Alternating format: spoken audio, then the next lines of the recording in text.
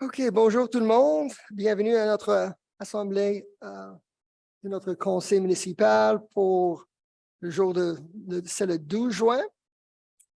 Welcome to our council meeting of the 12th of June. We have with us today Councillor Lior Azarad, Andy Schuster, Oren Sabag, Mitch Kajavsky, Dita Burku, myself, Mitchell Brownstein, Stephen Erdely, Sydney Ben Isri, and Councillor Mike Cohen. We also have our city manager, Jonathan Schechter, and we have Daryl Levine in communications and Florine Abinhu and Pascal Tanguay. Making sure we get all the minutes and everything right. Okay, so we're going to start with questions. So we'll first start with the questions. Let's see, what again? What do we do first? The ones in the chamber? And then we'll do the ones sent in list. Yeah. Oh, presentations first before the questions. Okay. Presentations, Councillor Cohen, but oh yeah, so we'll do his presentations first, Daryl, and then the others, and then we'll do the others. Okay, go ahead. Okay, thank you. All right, so thank you very much, and very pleased tonight. Every month we do a spotlight on local merchants, and I'm going to ask Councillor Burku, who nominated she's comfortable nominated Glenn Spence and Councillor Erdely, who's the councillor for that district, I believe, Councillor? Fantastic bagels. I think we have a surprise here for the photo. So Dita, why don't you just tell everyone who Glenn Spence is and why we've chosen MTL Bagel and MTL Yardy as our spotlight of the local merchants. So thank you, Mike. Bonsoir tout le monde. Je sais qu'à Côte Saint-Luc, on aime les bagels. Et on est pas mal experts là-dedans. Alors, ce mois-ci, on a décidé de choisir un de nos vendeurs de bagels, Montreal Bagel. I've known Glenn for many, many years. I don't know how long he's been there. He'll probably tell us what, 10. And I know he came from the other side of DeCarry, right? So originally working in the bagel shops down in Outremont area. But he certainly has made a big contribution in Côte Saint-Luc with his bagels. And most recently, he opened up a Jamaican restaurant, right? So offering Caribbean food. And we all like good Caribbean food. I know Mitch K has tried it and we all think it's wonderful. So we thought that this was a good choice for Merchant of the Month. And I'm very glad that he's brought his lovely wife with him. And we would be very happy to give you the certificate so that you can post it on your wall and start adding to the accolades that I'm sure you're going to get for your store, your expanded store on Westminster. Much appreciated. Thank you. Can I just have Councillor Erdely to say something about his constituent first, and then we'll present Glenn with the certificate. Yeah, I'll just share. I have to admit, I mentioned to Glenn, it's my wife who is the one who picks up the bagels weekly, but I can tell you first thing in the morning, that is what I have every day is a bagel from Montreal Bagel with cream cheese. It's my daily breakfast. I sometimes eat it as I'm going to work. Sometimes I eat it when I get to work, but it's the first thing I eat. And, we appreciate having Montreal Bagel in the district. I know the residents do, and we wish Glenn and your family all the success for many years to come. Thank you. Thank you. Oh, we'd like to invite Glenn, members of council and Glenn to the front so we can present Glenn and his wife with the certificate. Okay, let's go. Come on up, Glenn.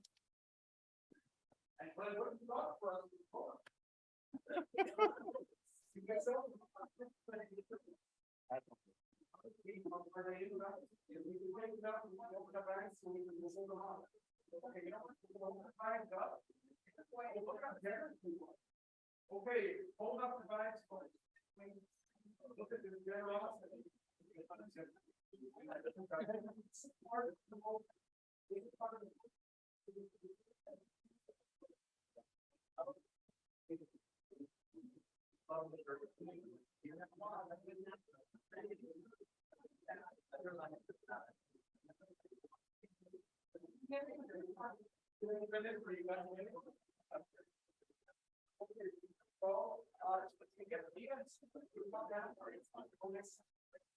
Go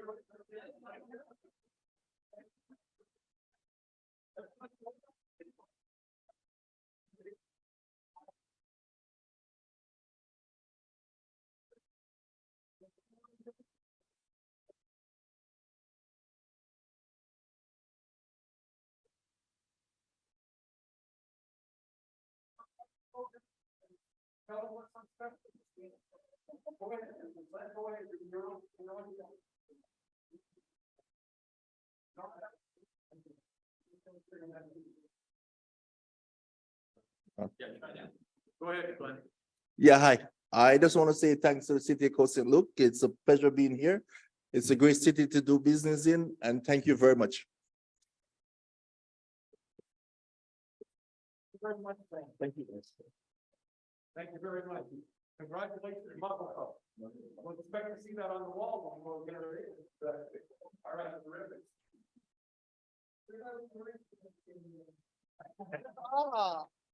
And everyone in the audience, you could get your bagels. What time do you open tomorrow, Glenn? So you could all be there at 6:30, and there's a great sale on bagels tomorrow morning. There we go. Councillor Cohen, so I'm going to give it to you now for the golf tournament. Okay, thank you very much. I'm sure when we golf, we're going to get a morning bagel too. We have our golf tournament on Tuesday, August the 9th. And I'm very proud this year to be co-chairing with Manny Young, who's here in the audience. Manny, Councillor Dita Burku, and Councillor Leor Azarad, who I must say with his sponsorship portfolio is joining all of our committees and really making his presence felt. And we're going to invite up in a moment our honorees who are with us today, Merv Midling and Joanne Cutler. They're here today. Give us a wave. And Leor is pursuing sponsors. Leor, tell us who our main sponsor is, and we're going to bring him up as well for a photo. Who is our main sponsor? Our main sponsor for the Golf Classic is Philip Maman from Asante Wealth. He's a financial advisor. So Philip's right there in the back. Thank you, Mike, for leading the charge on this. That's right. And Dita, if you want to just tell everyone, where are the proceeds going from this golf tournament? What is it benefiting? Okay, great. That's wonderful. Alors, à la ville de Côte Saint-Luc, nous avons une bourse pour les jeunes qui ne sont pas en situation financière pour participer à toutes nos activités. Alors, it's a bursary fund for kids who are in financial need and also some who have special needs. And all the proceeds of the event, after, of course, we've, outlaid all our expenses, are going to go to the bursary fund for the Côte Saint-Luc children. So it's a very worthwhile cause, and I could tell you a lot of children in the community are benefiting from this bursary fund. Thank you very much. And let me just add that we have registration underway. You could go to the ACC and sign up. We've already got about 40 people signed up, so foursomes are going fast. It's a great day of golf, a great way to celebrate the beautiful green space that we have at Meadowbrook. So please sign up and join the. It'll be on the website tomorrow, right, Daryl? The press release with a photo that we took outside. But right now, we're going to invite Merv Midling, Joanne Cutler, our honorees who have really done an outstanding job over the years in community service during the pandemic. They were there every week, serenading seniors on their balconies, giving them something to smile about. They've done so much for our community, a lot with B'nai B'rith, and we're very grateful to have them living in our community, and they'll be performing at Driveway Fest as well coming up soon. There's nothing they don't do. So please, with Manny Young, please join us, and Philip Maman, please come up with the council so we can take a formal photo.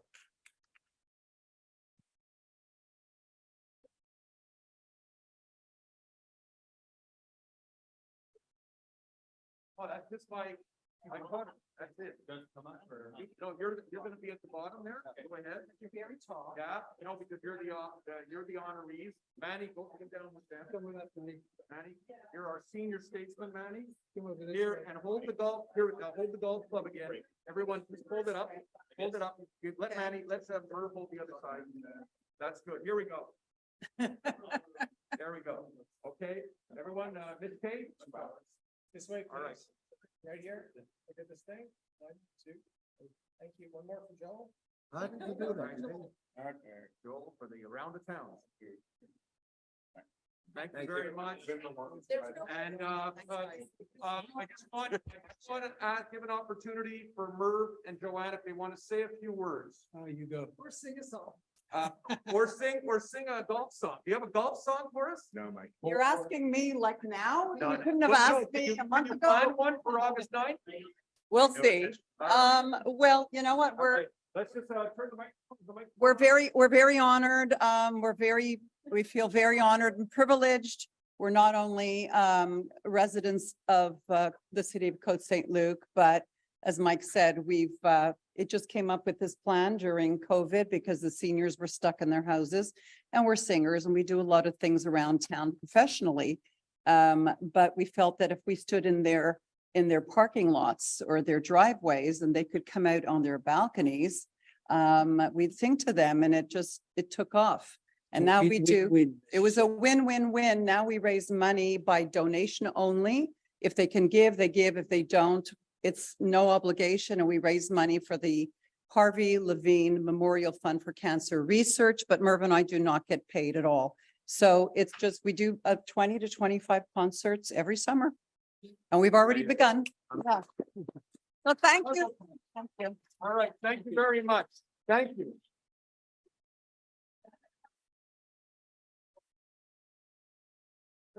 Yeah.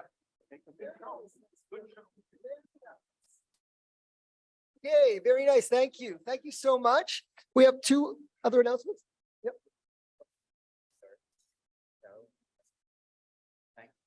Okay, before question period. All right, so 2 other announcements to make. First of all, I want to acknowledge a resident in our community, Oliver Jones, who was just inducted into the Canadian Music Hall of Fame. He's 90 years old. He's been singing and playing piano. He's a piano jazz player. He started when he was 5 years old and playing in church, and he continues to be a very world-renowned jazz pianist in our city of Côte Saint-Luc. So congratulations to Oliver Jones. I also want to have Daryl play a video about what's been happening lately in our city with respect to, and hopefully throughout the province, I would say, with the 23 cities that have joined together to contest Bill 96. You can show it and then we'll speak.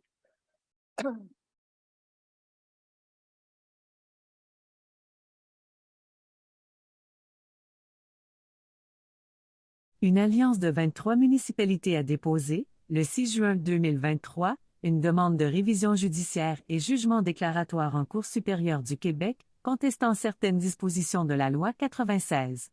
Les municipalités ont tous un statut bilingue et viennent de partout au Québec. The municipalities are as far west as the border with Ontario, and as far east as the border with Newfoundland and Labrador. They span the province. And they all have grave concerns about how Bill 96 affects their municipalities. It's important to mention that municipalities with bilingual status can continue to provide service in English, as before. However, there are a number of areas where the law will affect our operations. Le recours couvre 5 thèmes, incluant les contrats et communications, l'obligation d'adopter une résolution afin de maintenir le statut bilingue, les perquisitions et saisies illégales, les subventions gouvernementales et l'obligation de discipliner les employés. My name is, of course, Dale Roberts Keats. I'm the mayor of a small municipality located on the lower north shore of Quebec and only about 60 kilometers from the Labrador border. I guess it's safe to say that culturally and linguistically, we are closely related to the province of Newfoundland and Labrador, but we are still a part of Quebec, and as such, our healthcare and all other services come from Quebec. It is very difficult even now to obtain services in English, but it will be much worse with Law 96 in place. When I say small, of course, I mean small. This municipality is made up of 3 small villages that got together and became a municipality in 1990.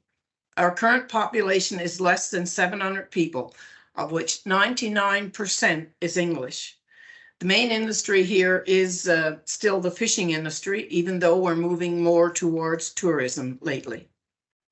There are some people in the municipality that are bilingual, but not a lot. We need to maintain our bilingual status to survive here. I have the utmost respect for the French language and culture, and I agree with the efforts to retain and promote it, but not at the expense of eliminating certain municipalities' rights to function properly. That would be us here. Law 96 has created much confusion with regards to the obligation to use French for all contracts. It's absurd that for our municipality, where 99% of the population has English as their language, we can't produce contracts with suppliers in our municipality in English. I just mentioned 2 contracts that we have in place, just 2 of them right now. Of course, the garbage contract, we have it with a person in our community who is completely unilingually English. And in our office, we're all English. So how are we going to make them understand a contract that's only in French? It's just ludicrous. And another one we have is a snow clearing contract in the wintertime. It's exactly the same situation. Others could include employee contracts with retail suppliers and whatever. But since everyone in the community is English, it would be really difficult. This fight is not new to us here on the Lower North Shore. We've been fighting for the rights of our English population for decades, and it hasn't been easy at all. And Bill 96 will only exacerbate that situation. Bonjour, mon nom c'est Rolande Bibi. Je suis la mairesse de Chigawak, qui est située dans le Bas-Saint-Laurent, Gaspésie, Île-de-la-Madeleine. Comme maire de la municipalité, nous avons 333 résidents qui est établi dans la municipalité qui a été établi en 1924. Je voudrais maintenir le statut bilingue avec tous les pouvoirs que nous avions avant l'adoption de la loi 96. Je ne veux pas perdre de pouvoir et ne veux pas avoir plus d'obligations qui nous causeront plus de travail et de difficultés pour la petite communauté. Nous avons juste une secrétaire trésorière qui fait secrétaire trésorière, greffière et directrice générale. Donc, les budgets sont très restreints dus à la population. Nous avons toujours servi nos gens, la population en français et en anglais bilingue. Nous sommes reconnus comme une municipalité bilingue et on aimerait garder les droits. As mayor of a small town of 333 residents established since 1924, situated on the Gaspésie Île-de-la-Madeleine by mostly English settlers, I want to maintain bilingual status with all the power we had before Bill 96. I do not want to lose any powers, and I don't want to have any more obligation that will cause more work and hardship for our small community. And we only have the one employee. We're not a big city. We're a small village. And the person is, at the same time, she wears all the hats. She's a secretary, she's a treasurer, she's a greffière. She's also the directrice générale, DJ. And we cannot see talking French to population that's aging in our municipality. We're about a percentage of aging between 55 up 18%, and we have 65 altogether. We have 45% aging population as the present time. So I can't see ourselves speaking French to an Anglophone people that cannot get along with French. So I'm requesting the government to reconsider their Bill 96, and we'd like to keep all our rights. Thank you so much. Merci beaucoup. OK. Donc ça vous donne une idée du Québec. Qu'est-ce qui est la réalité au Québec? On a beaucoup de différentes villes, des situations complètement différentes, et on doit avoir le respect. So, that's what we keep on saying. We are very much in support of protecting the French language and the beautiful culture in Quebec. It's a beautiful place. That's why we've chosen to live here for so many years. But doing it, this is not the way to do it, not with punitive measures and identity politics. And we're hoping that the message is loud and clear. So before I read and give you some input on some of the other media that have picked up on our message and the politicians, I want to thank Andrea Sharon and the legal department for their excellent work on drafting and working with affidavits, and particularly in the politician side. Councillor Burku and Councillor Erdely have worked tirelessly on this file and have done an outstanding job. And it's not easy to go out to 89, there's 89 bilingual cities, and bring in a very fair, great representation of 23 who represent all the different types of realities of Quebec.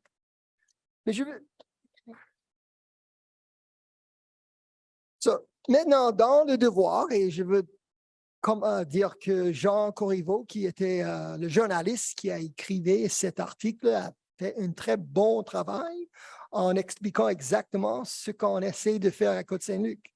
Dans le devoir, et ça c'est important parce qu'il y a beaucoup des francophones certainement qui lisent le devoir. Elle écrit que les municipalités ont beau être en faveur de la protection de la langue française, elle estime que la loi 96 comporte des articles qui accordent un pouvoir démesuré au gouvernement et au QLF. Pour promouvoir la langue française, Québec devrait avoir recours à des stratégies positives et non à des actions punitives. Dis-moi, la maire de Côte Saint-Luc. Elle dit que les municipalités contestent des articles encadrant les inspections qui peuvent être réalisées par le QLF. Ces dispositions permettent notamment à un inspecteur d'entrer dans les bureaux d'une municipalité et d'avoir accès au contenu d'un ordinateur ou de tout autre appareil électronique. Or, les villes peuvent avoir en leur possession des documents contenus des informations sensibles ou confidentielles qui sont protégées par la loi d'accès aux documents d'organismes publics. Ça, c'est une loi québécoise. Et le juge Julius Gray a dit qu'ils n'ont pas besoin d'avoir un mandat, un warrant pour le faire. Les municipalités contestent également la validité de l'article de la loi 96 qui permet au ministre de la langue française de retenir toute subvention à une ville s'il juge que celle-ci n'a pas respecté un élément de la charte de la langue française. Ça ne protège pas la loi, c'est juste fait des choses comme si vous punir un enfant, il va faire pas exactement la même chose si vous donnez des cadeaux pour faire de bonnes choses. C'est impossible. It's like unimaginable that they would consider taking away millions and millions of dollars of grant money that we are required for our infrastructure if they feel, based on their illegal search of our computers, that is protected by shouldn't be done, but that they feel that we did something based on an anonymous tip, perhaps from a disgruntled employee, that we did something against the charter. Bill 96. Aussi, un employé qui ne parle pas suffisamment bien français pourrait faire l'objet des mesures disciplinaires. Encore, disciplinaires, a déploré le conseiller Stephen Erdely. Et il y a des autres choses. Mais comme, as you can see, this law is negative, it's identity politics, it's punitive, and it's not doing anything to protect the French language. If you want to protect the French language, you come up with positive strategies that encourage people to embrace and enjoy the beauty of what we have here in Quebec. Une belle province, avec une belle culture, avec des festivals, avec, si vous voulez être une partie de cette belle province, vous devez parler français ou comprendre le français pour avoir le tout et d'avoir des we must have positive strategies, not negative punitive ones. So that's what we're trying to do. And we have a good group of people. I don't know if Stephen or Dina want to add to that, but we're trying to not only get the courts, which we believe will annul some of these provisions, but we also want the population to know, to understand, and the political personalities. And many of them do agree, even in other parties besides the CAG, they agree that they want to protect the French language too, but not this way. It's not a very well-received law by most of the members of the National Assembly that aren't with the CAG. Stephen? Thank you, Mr. Mayor. I'll just, I'll be brief because I don't want to repeat, but I will say just one or two quick points to reiterate. You know, I think we all agree on the importance of the French language for ourselves, for our children, for our grandchildren. We want to make sure, of course, they're fluent and able to communicate. At the same time, it shouldn't be to the detriment of the English language. And I think that's something we have to stand up for. I'm happy that we're able to get 23 cities from every corner of the province of Quebec to unite on this front. And the goal is, of course, to pursue it through the courts. And we hope to win, and we hope the government will in fact change the law. I also want to take a moment to thank the mayor. You know, this was an idea we talked about, well, months, years ago now. And it's really thanks to the mayor's, you know, political will that we were able to make this happen. So I thank him for his support and you know, setting things in motion for this court case to happen. Thank you. Okay, so that's the update for now. We'll be giving further updates as things proceed. But we're hopeful that the government will make some changes on their own based on what they've been hearing before the courts make their decisions. Okay, so now we're going to question period. I think we want to read out the rules today.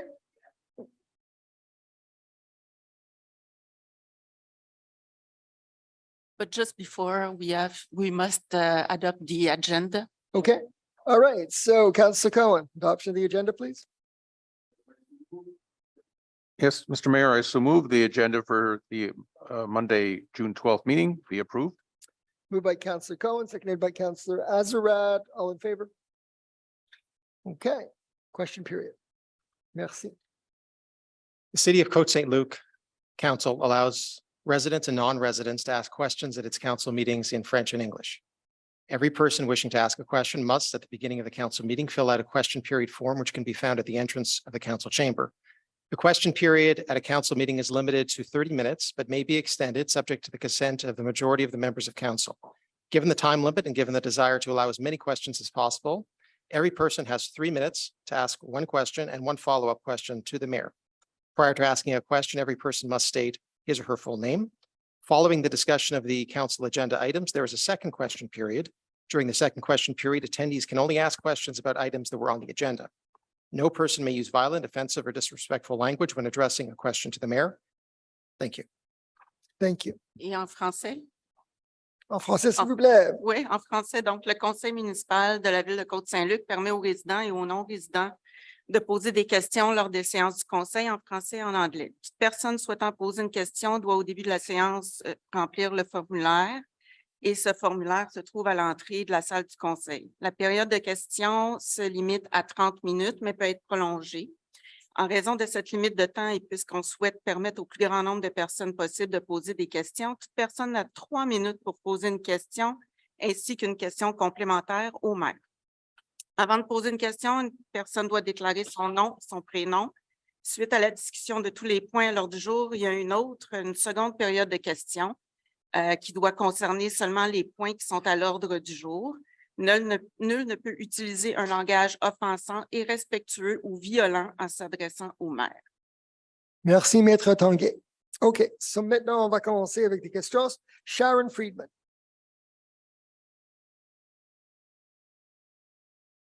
Good evening, everybody. You're all going to learn what a Jewish compliment means. So here goes. First of all, congratulations to Mitchell for spearheading against Bill 96. Everybody who did that and how you got everybody together is phenomenal. I just came from a cocktail party where my favorite. David Hertel spoke, and you had to hear how he compared Bill 96 to the Duplessis era and the padlock case and the other famous case with the Jehovah Witness. Anyway, really congratulations on that. Thank you. So now back to business. And here we go. I didn't bring my stuff because I wasn't even sure I was going to make it here on time.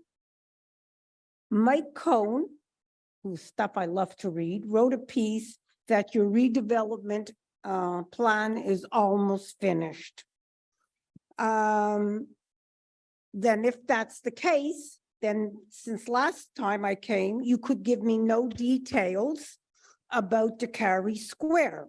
So again, I'm here representing with a petition that I didn't bring. I have a petition totally against non-variety of housing. I do have it. Trust me, not one person has not signed the petition in District 1, but not the part over here because we're so separated. So again, how many buildings will there be? What height of buildings are you going to have? It's okay to have one or two near DeCarry. I mean, there's so much congestion, but I've Mrs. never. Friedman, I'm sorry, can I just Yeah, intervene? go ahead. I want to intervene Councillor Cohn. because on Sorry? my blog from my district meeting, I never said the development's complete. I said that if you read the story, Joel Goldenberg's got a story online, Okay. that we don't know all the details yet, that we're going to be first meeting with developers at some point, and we're hoping by the end of the summer, when we have enough information, each councillor will go in their own district and share everything they know with their constituents. We're not there yet, so no, that's incorrect. Okay, well, I thought you wrote something, but you're almost complete. No, You you have to ask a know, question. First of all, um, Sharon, you have to ask a question, or I'll try to answer it, but if Yeah, your question is, are okay, we complete? I again- want, no, your first question to me is, do we have a plan that's been approved? No. Are we close? No. What else? Okay, do you know how many buildings at DeCarry Square? How? I mean, we how- know none approved. Of course, there's always the ideas by the developer. There's lots of ideas by the developer, but nothing's been approved or reviewed in its entirety. Okay. Again, I've never met, I knew many developers, many. I have never met a poor developer, maybe because I knew the right group. Ask any more questions. So what else do you Okay, want to know? we would really, again, I do have a petition. I can bring it, I can show it. There, we want a variety of housing there. We want townhouses because condos is not for families. So please do deposit your petition because that's what we want. We want input from everyone. So if you have a petition with details and signatures, please do provide us with that. We'd Well, love- I have the petition. I'm not going to the second part because one thing I do hope you change, and that is District 1 should not be in two areas 20 miles apart. It's totally ridiculous. It's that's not, cool. I don't know who did it, but it's totally, the issues are not the It's same. based on for us. population. You have to have a certain minimum population for a district and that one doesn't have enough, but maybe if they densify it, they will. Mhm. Oren? Thank you, Mr. Mayor. You know, it's not 20 miles apart. You're bordering the outside border of Côte Saint-Luc on the north side of Hampstead, McDonald's that has Hampstead. Mm. And there's a history behind all of that. Oh. Suggest you go and read it Okay. and get yourself informed on that, but it's not 20 miles apart. Well, I It's mean, different socioeconomic people for Right. sure, and issues. and issues for sure. That's what makes Côte Saint-Luc absolutely great, is that we Mhm. deal with all of them. Mhm. Thank you, Council. I'd love to see the petitions as well, please. Okay, I do Yeah. have it. You did your 3 minutes and I appreciate everything you've said. So- Next But one. do you, how come I can't get any details We don't about have what you're anything to planning to provide do? yet. We don't have anything to provide yet. I haven't even met with we're supposed to meet with the developers from the 3 sites very shortly. I haven't had that meeting. So how can I provide it to you? Not yet. I haven't had that meeting. It's coming up, I think, in next week or the week after. Okay, will you at least And keep still, will there's you more keep meetings. in and more mind meetings. what we want in that problem. area? I'm very excited to see the plans, as a matter of fact. I'm excited to see it. I haven't seen it. Okay, but I do have the petition. I can bring it next month. Yeah, I've seen other plans, but I haven't seen Yeah, what they no. want to do now. It's always changing. It's always changing. Okay. Rosie Bahar. Hi there. Hi, my name's Rosie Bahar. I live on Wolseley above Mackle. My question was going to be, when are you going to vote on the Jardin Westminster project? However, City Councillor Azrad has informed me that it will be today. Yeah. So I will turn my question into an ask because we were fearful, my neighbors and I, that this vote would take place when we're on vacation and we wouldn't be able to do anything about it. So we proactively got a petition. And despite it being a beautiful weekend where mostly no one was home, we somehow managed to collect over 130 signatures against rezoning the Jardin Westminster project to 12 stories. We are not comfortable with it. We really aren't. It's been 3 months since they shared their presentations. The developers have shared their presentation on the March 22nd meeting, which is conveniently no longer listed on the Côte Saint-Luc City's list of meetings. You can't watch the recording on the Côte Saint-Luc website anymore. It's on your YouTube page, which is what I've referred people to watch if they want to learn more about the project, but it's not listed on your website. That's kind of concerning, considering last April, when I came to speak to you last time, the signage around the building was also missing. This is very concerning for us. We are not comfortable with the rezoning of Jardin Westminster to 12 stories. So if you truly represent us as our elected officials, we are asking you, not just our city councillor, but those of you who are also up there, to please take this petition into consideration, which I've shared with Pascali over there. There are 5 copies. My printer decided it did not want to print anymore. So please take it into consideration. Please vote no, not just our city councillor, but the rest of you, so that you could show your citizens, your residents, your constituents, that when we're concerned, that you listen. Thank you. Thank you.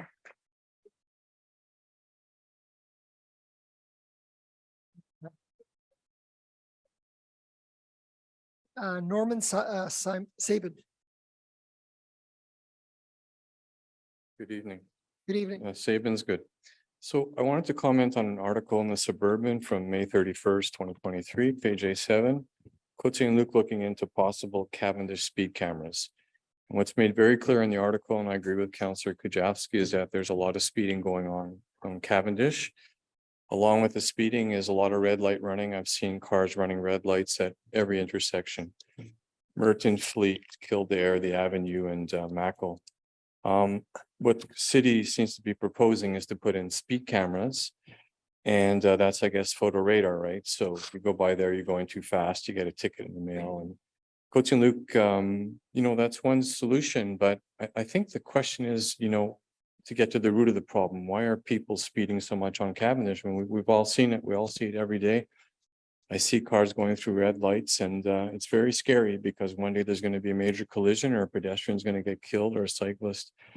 And you know, the sad reality is that people are baited to speed because the traffic lights are not synchronized, you know, between. I want to hear the question or the suggestion, I believe, is coming. I'm getting there. I'm getting there. But I mean, you know, you drive on Cavendish between Merton and Fleet, and you never know what's going to happen at Fleet. I mean, you know, if it's going to be red or green, and there's no predictability to it. As I stated at the last council meeting, the cycle time is not correct. It's 95 seconds. I came by this evening, I timed it. So you can't synchronize Merton, which is 80 seconds, and Fleet, which is 95 seconds. It's impossible. So I think my question is for council is, you know, if you want to get to the root of the problem, you have to do that. And if you want to slow people down, if you drive on Cavendish between Chester and Monkland, you know, all those lights are properly synchronized. They're all red, green. You can't speed there. If you speed, you get a red light. You know, if you drive on Van Horn between Westbury and Legary, it's the same thing. They're very well synchronized. You have to have an approach on Cavendish like you have on other streets, which work very well. And I don't know why it's not happening. I don't know. I mean, that's my question to you. Why can't the city sort of recognize really what the underlying problem is? A lot of drivers are very angry. I mean, you know. Yeah, synchronization. So the question is, why can't it be synchronized? And does somebody have a better response or more scientific from the scientists? What I will say, what I would agree with you, I think certainly can be improved. What I've heard, and you know, I'll just share what I've heard from the engineers, is the issue with some of our intersections is there's actually more cars turning left than there are cars going straight on Cavendish. Most streets, or most sections of Cavendish, or most other intersections, the ones in NDG you're referring to, and I'm not an expert on those intersections, but my belief is that the majority of cars are going straight. But if I can give the example of Cavendish and Kildare, what I had heard is there's more cars that are actually turning left than there are cars going straight. And I would say for Fleet as well, if I think of Cavendish southbound turning onto Fleet, there's more cars turning left than there are cars going straight. So I guess what I would say, I agree that it should be and could be better. I just think it's a bit more complicated because of the volume of cars that are turning left. That's what I've heard from the engineers. It's not a trivial problem, but certainly between Merton and Fleet, you know, you have to have the same cycle time, and then Fleet turns green 25 seconds after Merton, and it's safe traffic flow. You know, I mean, it's easy to do. I don't know why it's not being done. It's not a question of the pedestrian signal there. It can be easily done, and I think you have to speak with your traffic engineer. It's more complicated on Cavendish between Kildare and Mackle, I agree. But again, the cycle times make no sense. I mean, 135 seconds at Kildare and 100 seconds at the Avenue in Mackle, you can't synchronize them. We don't disagree. We'll So- continue to try to make it better, Yeah. but I appreciate it. Thank you. Yes, so please. Just a brief,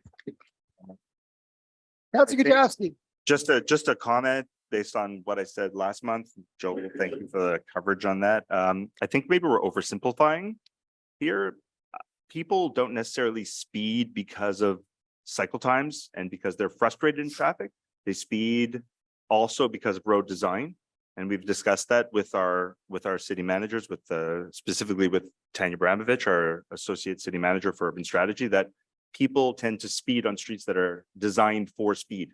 Mark Chagall, Cavendish, Blossom in particular, wide streets that are almost designed as roadways, right? Not designed as tight residential streets. I apologize.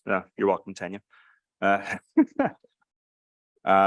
So I think we need to look at a long-term vision in terms of road design for the city. Design roads that are designed for pedestrians and not for cars to start.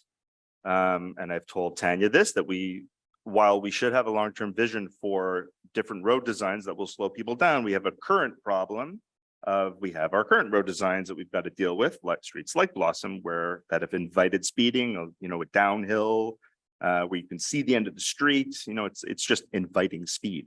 So on those streets, we need to look at different ways of slowing people down. Speed bumps, I don't necessarily think are the best way of doing so. I think a little guilt and a little visibility and people understanding that children play on our streets very regularly.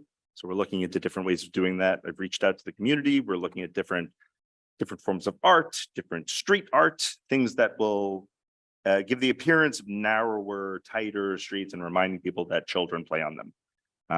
So I think there's the issue of speeding on our big collector streets. There's the issue of speeding on residential streets. And there are certainly many reasons that people speed, including cycle times that will frustrate drivers, but also road design and other reasons. So thanks for the question. Okay, thank you. And the next speaker is Bernie King.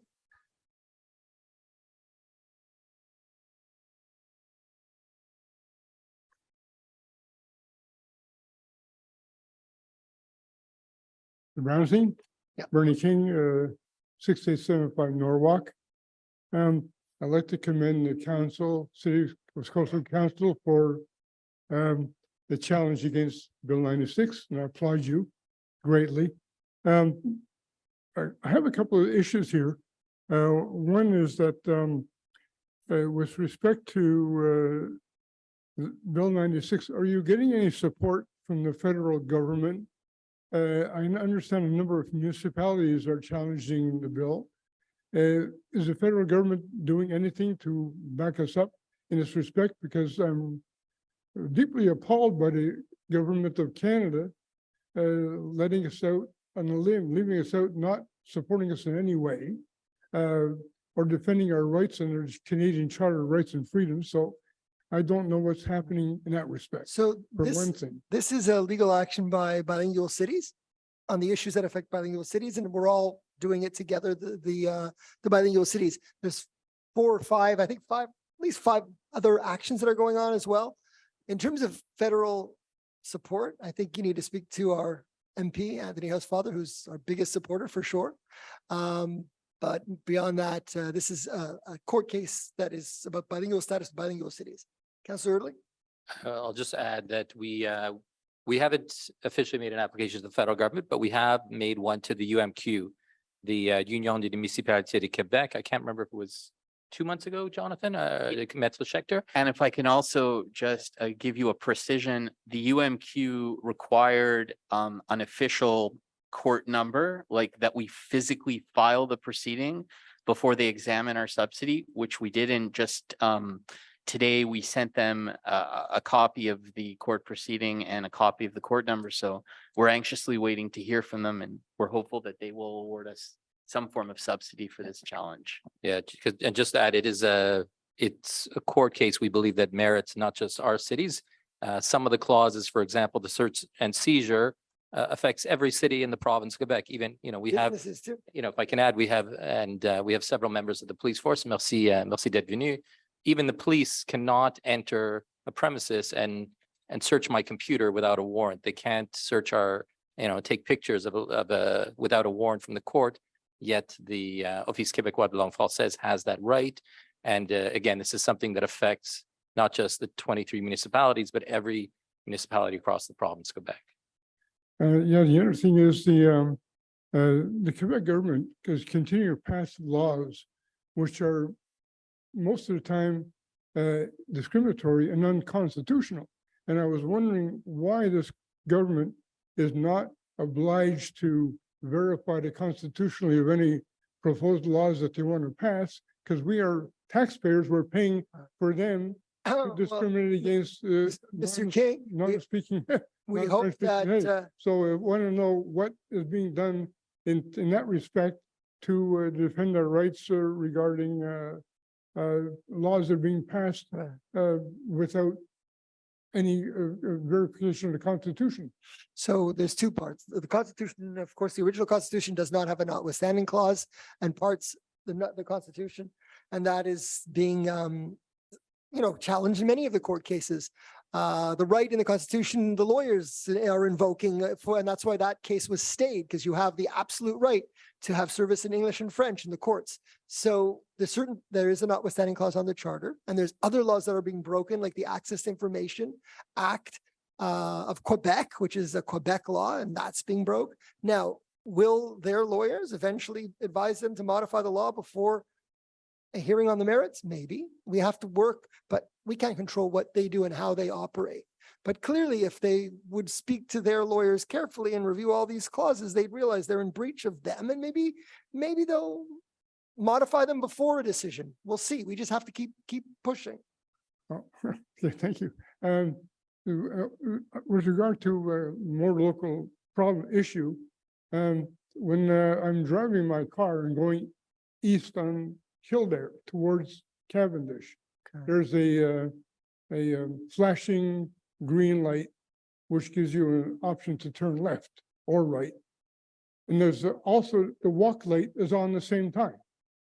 So it's very concerning when you get to the corner and you can make a right turn on Cavendish going south, but you can also interrupt the walk light, which is on at the same time. If that's accurate, we should check that out. So I believe, I don't, and I may be wrong, but I believe the way it works is usually the walking symbol goes on first. So the pedestrian has the first option to walk. They're given, 5-10 seconds sort of a head start. After that, then the flashing green begins. That's my, recollection. And I see Jean-Marc, one of our officers from public security, nodding as well. So again, I believe the pedestrian has the head start for a few seconds, 5-10 seconds, then the flashing green goes on. Yeah, but it's a long way to walk across. I would say definitely it's, as Mr. Saban mentioned, we can look into the synchronization. We can also look at that aspect as well, just to double check. But like I said, there is a head start for the pedestrian first. Okay, so we do have to go to the next questioner because we still have quite a few, and we have online and we have written questions. So we got to move. Well, just one more, finally on Shalom and Kildare. Yeah. When I came out of Shalom onto Kildare, it's a three-way stop. Now, this is 3 lanes in either direction. I see invariably these California stops, I was hit going out. I have to really be cautious now and watch cars going in either direction. Maybe something could be done with my putting up solar lights and stop signs like they do in the other corners, or a flashing red light that will make cars observant of what's there at the corner. So I don't have to cross the street and look in 6 directions at the same time. Yeah, I live on that street, so I know what you're Very talking dangerous. about. Maybe we can improve there. We'll take note. Thank you. Okay, thank you. David Michel. My name is David Meisels. I live on Greenwood Avenue. So I want to thank City Council for hosting the Hydro-Quebec info session a week ago about the plan to rebuild transmission lines and the substation in Côte Saint-Luc. Côte Saint-Luc citizens were unified in their voice against these 2 times higher, at least, pylons and aerial cables being carried up there, and the higher voltage as well. It was clear from the audience clapping that members of the public said that these lines should be put underground. I sent in my question with a package, if you have it in front of you. Yes. Oh, that's one less question. I did read it. Thank you. Because I got the question in writing on hydro. That was yours. I guess. That was mine, yeah. So on slide 3, you can see that Hydro-Quebec's main objections to putting these lines underground were cost and setting a precedent, but that's not true. Slide 4 shows that the impression that they gave us was that they couldn't because they would set a precedent. But Hydro-Quebec has set 2 precedents. One, burying those high voltage lines in residential and mixed residential industrial neighborhoods in Hochelaga Maisonneuve, 20 kilometers of lines, in Rosemont, 15 kilometers of lines, and just last year in Quartier d'Istrante. As well, it's not a precedent to convert overhead lines to underground lines, as was done in Limoilou in 2014. In fact, Hydro-Quebec complimented Côte Saint-Luc for the good work of having 70% of the residential grid buried underground. And they have a website dedicated to encouraging cities to make their cities wire-free, called Living Wire-Free. They say having an underground system is safe, attractive, unobstructed views, and it's worthwhile as residential values are higher with underground systems. Slide 9 shows what Hydro-Quebec has projected Côte Saint-Luc would look like. So I ask the city of Côte Saint-Luc to please adopt a policy demanding that these higher lines and higher towers be buried on the city of Côte Saint-Luc, to publicize the petition that we've started to counter those high tension lines and to bring forward those voices from Côte Saint-Luc and distribute this petition to every household, and to propose to Hydro-Quebec a route through Côte Saint-Luc that the underground lines can be laid, and to work with Hydro-Quebec to implement that underground route. And finally, require that the new Côte Saint-Luc substation be designed and built to the latest LEED standards being used anywhere in the Hydro-Quebec network. Thank you. Thank you. You have very good suggestions. Excellent. I agree with them all. And I was a city councilor in 1993 when Hydro-Quebec put poles too close to the homes without proper consultation. I think they learned about the consultation now. So we joined forces, petitions, fighting, this, that.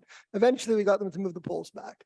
That was when they were doing poles, but it was the smaller poles in the same area in terms of like on Haywood. So no, all the things that you're suggesting to do are accurate. Those are the things to do, because we don't have the jurisdiction to force them. We don't have the jurisdiction to write laws or policies, but we certainly do have the ability to, like you, give all the reasons why it's better for them, better for us, better for everybody long-term to have wires underground. Well, you know, I mean, that seems to be the way of the future. If you want to have less power failures, you want to have an infrastructure that's secure from the wind. I know those poles probably work too, but the future is underground wiring. It's just more expensive. So I don't disagree with anything that you've said. I agree with it completely. How we get there, wasn't easy in 93. I'm not sure it's going to be that easy now, but you're doing good stuff. It's going to go to the Bureau d'Audience Publique. There's going to have a lot of the Bureau d'Audience Publique is the next stage where they have all these consultations. I certainly feel the city should have a brief on our position once we all agree of all the things we would like to see happen in the best case scenario. And I think that citizens have to do the same, and we have to try. Does anybody else want to speak on that? So when once they file their avis de projet to the BAP, to the Ministère de l'Environnement, actually, there's going to be a first stage of consultation. And like we did with the Cavendish extension, we're going to promote that to the public and invite the public to send in their comments and their questions and their suggestions. And we encourage you to do that. But we have to wait till we get to that point. After that, there's going to be what they call étude environnementale, which they're going to produce. There's going to be a whole calendar, an échéancier. And then there's going to be a second stage of consultations. So we will have the opportunity to send in your comments. So in the meantime, if you want to circulate the petition, if you feel that the council should take a position, I mean, right now we haven't taken an official position, but I can tell you that Councillor Cohn, myself, Councillor Erdely, and at the time, I think it was Councillor Torgman, we were on a committee together with Hydro and residents from the immediate neighborhood. There are local residents from the Sabin neighborhood and also from the Merrimack neighborhood. We made all those comments. And one of the reasons that they pushed the lines, you saw at the presentation, they pushed the lines away from Brandeis and Beethoven, is it? Brandeis and Grigoff.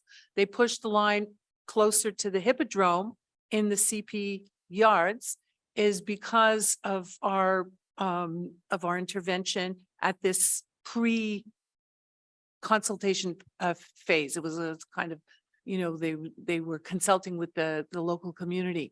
So the towers go from 16 to 9 on our territory because we're about seven towers are now going to be closer to the Hippodrome. They're not going to be on the territory of Côte Saint-Luc.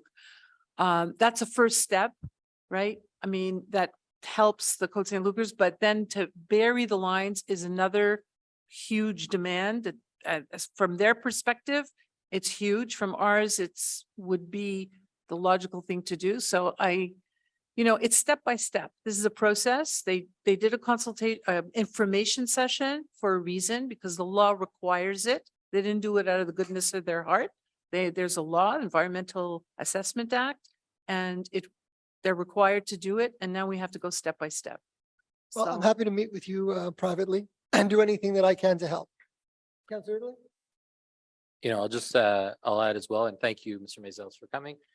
Look, as Councilor Burke mentioned, that was our starting point, was obviously we want to minimize the effect on the residents of Côte Saint-Luc. And part of that was reducing the electromagnetic field, which we were able to get the data from Hydro and independently have our consultant who verified the data as well. We're happy. Look, I would say we're happy that at least it went from 16 to 9 towers. In a perfect world, it would go to 0 towers. But my feeling is at the committee level, I think, we got as far as we were able to get at that, through that platform.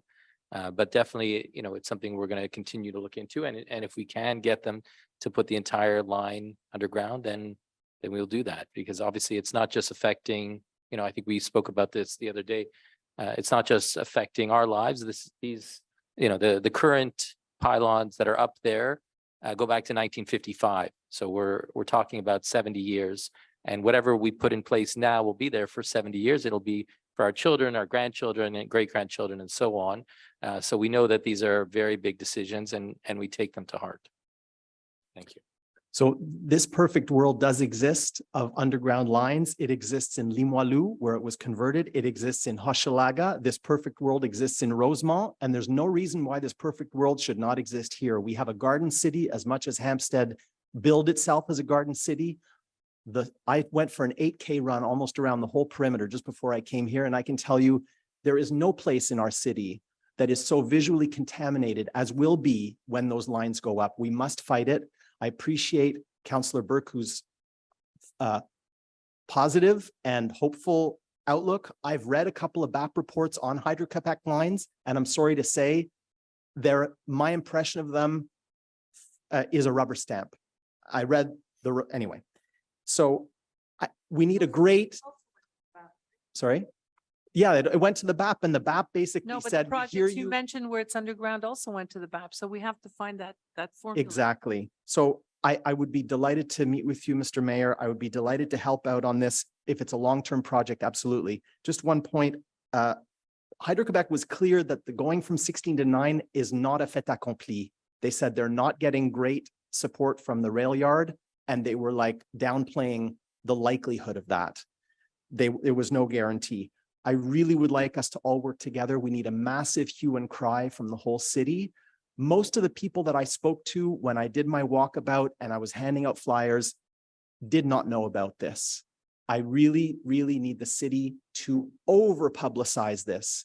Please provide the petition. There's a QR code that I've sent in, and I'll call your Thank office you. I for a think it's meeting. important. No, I think that's very important. Everyone should know what's going on. And if there's a petition out there, they should know the amount of people that support it. We're at 123 in 1 week. Okay. Thank you very much. Thank you.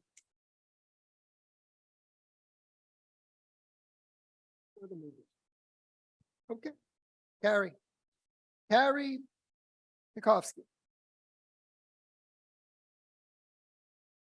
Hi, good evening. My issue is nowhere near anything. These are amazing. You've done an amazing job and a lot of things. My issue is one tree. And I know it sounds really, it's not a good thing, but I would like to be heard when I tell people that I knew nothing about this tree that was being planted. I wrote to people as soon as I had a stick put into my ground. Nobody responded to me. I wrote to many people. I never got a response. I did speak to the arborist who told me it's too late when the tree had not been planted yet. And I said, well, could you put it somewhere else? We have a lot of green spaces. You can put it anywhere. I was told no. I said I never received a letter. The first I knew was when a stick was put into my ground. I emailed people. I got no response. I begged for that tree not to go in. I do not want a tree. My husband works extremely hard to take care of the grounds, of course, and there's 18 feet of servitude, which we didn't know about, but that's another issue. We have a beautiful garden in the front. In a couple of years, we won't have that garden anymore because that tree will not allow any sun to come into that garden. How do I get somebody to listen to us and have that tree removed while it's still a baby and can be transplanted somewhere else?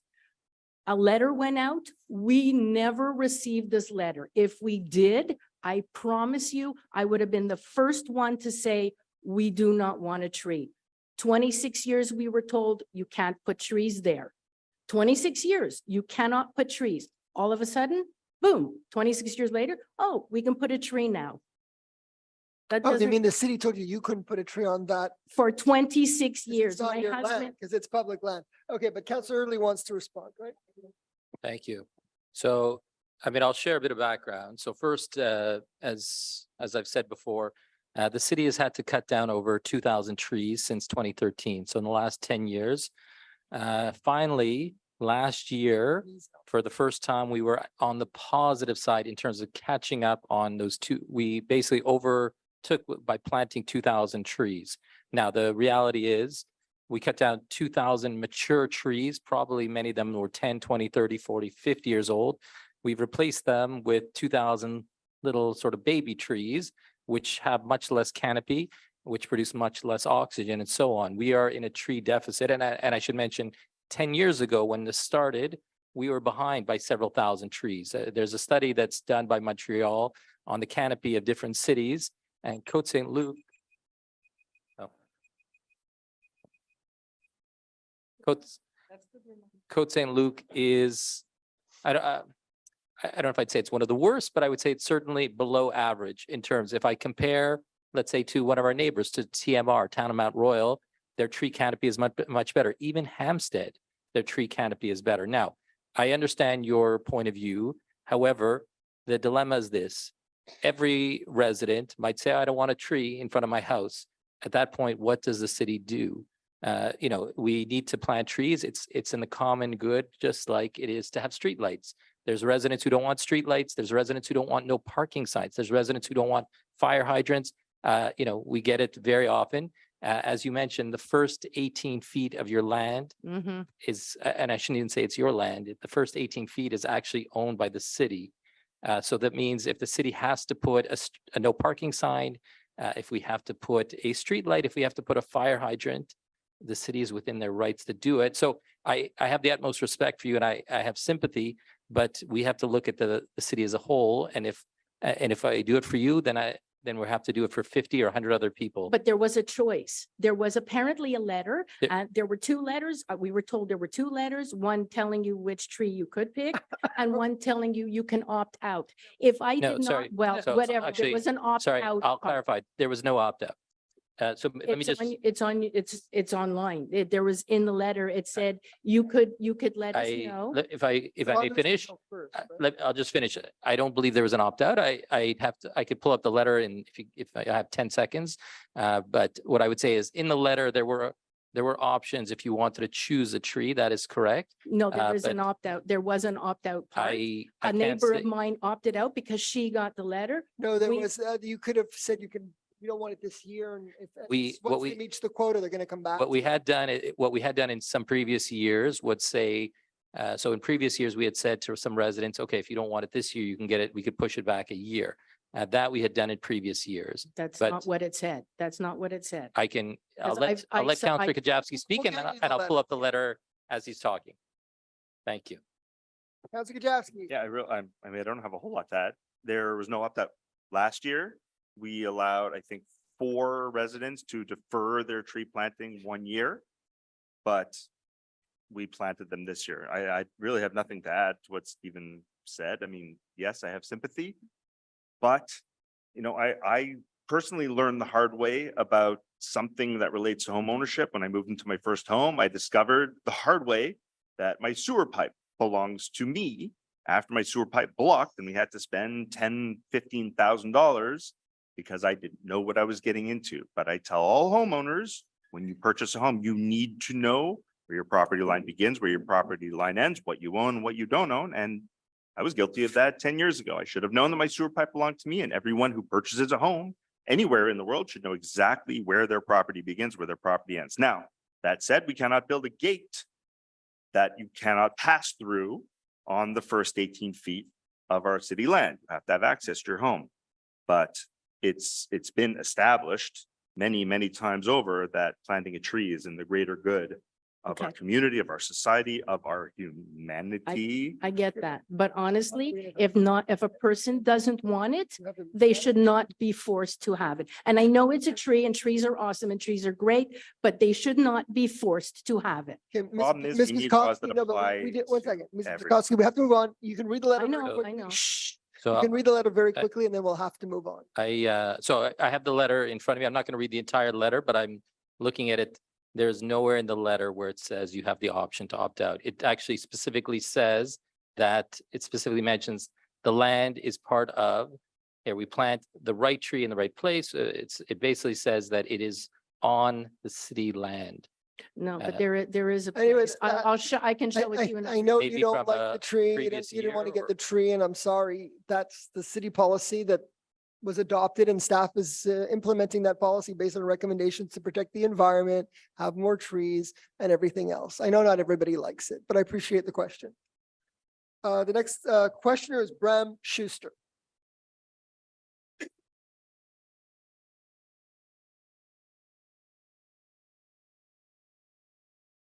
Just like to make a quick comment. I think the point that you missed is she called and asked somebody to clarify and nobody called her back. The fact that she's arguing if the tree can or cannot be planted Nobody called her back. There's Always, there's a all que- she there's was a question asking. period. If you have a question, please ask it. Sure. So I'll ask, on the 5-month anniversary, I'll ask my question again. If I have a complaint against an employee from the city, what can I expect from the city and in what time frame? Maître Tanguay, This is since January, 5 months. Maître Schechter, If there is a complaint against an employee, Yes. then human resources would investigate that complaint, but the person making the complaint is not necessarily going to get the confidential information as to the complaint itself.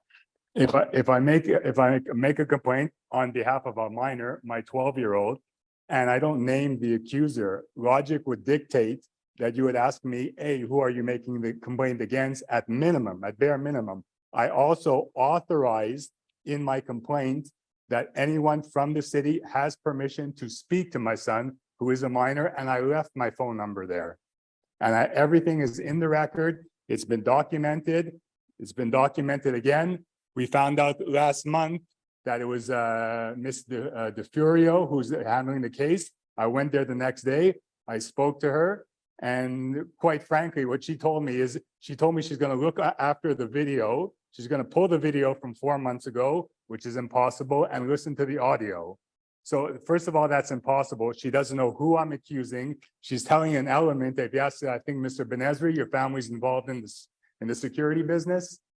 No, I thought someone was. You cannot pull a video from 4 months ago. They don't know who I'm accusing. They don't know what my son looks like. You have facial recognition on the video in the ACC. So how can she investigate anything? She doesn't know who I'm accusing of. It's multiple people. She doesn't know what my son looks like. She hasn't called to speak to my son. This is a he said, she said thing, and nobody's called him. It's been 5 months. okay. So is there any specific question or specific answer? There's I've answered. I have nothing further to add. nothing further. Okay, any other questions? Because I don't have an answer. So any other? Okay, more so than I, that, so I more than filed, that. so I filed the paperwork. They don't know who I'm accusing, and they didn't ask my son, who is the de facto accuser, what happened, right? So at minimum, they shouldn't say, oh, you said this, and what did he say? What did she say? What happened? None of that. So none of that. So that's an investigation for you. That satisfies your investigation. Just please stick to questions. It is the 3 minutes that you haven't So questioned. you have a potential employee that had a verbal altercation with a minor, and it doesn't behoove you to investigate that? Mayor, point of order, we have rules, and one of the rules is that people can't speak in a violent way. I'd ask you to please speak more appropriately. Is that violent? I'm You're- trying to make my point. You're using very loud language, sir. We're in a public setting in a council chamber. Okay, so I made an accusation. You don't know who the accusation is again. So you didn't ask me who the accusation or ask my son what happened in that interaction. So there can't be an investigation. Nothing has gone on. This is an HR matter. I really feel it should be done with the legal department. I don't know here at. Well, we're trying to get, well, I'm trying to find So- out who gets the paperwork. I filed the paperwork. Nobody's contacted me. It's been 5 months. I've told the story on and on again. It doesn't concern you that you had an altercation with a minor, that maybe somebody shouldn't be working for your own reason as a lawyer. It's, first of all, it's very important that when you speak in this forum, that we all speak in a calm voice. That's the first thing that I think is very important to establish. The second thing is, I've answered your question and I don't have anything further to add. Okay, so I'll enter this. This is another complaint in writing, and if you could sign my copy, that would be. Thank you. Could we go now to the questions that were submitted in writing that have not been addressed? So we have Mark Needleman first.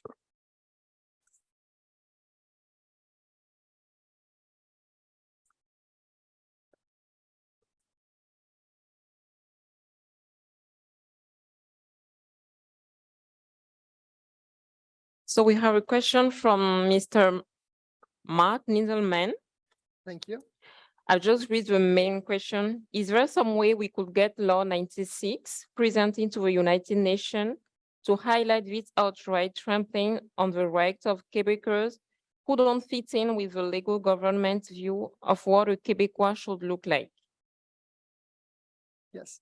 Well, right now we're at the first stage, which is courts, and we're going to go from level to level. Who knows where we'll end up? Maybe at the Supreme Court, and then after that would be the United Nations, but we're not there yet. I don't know if there's anything else that you would add.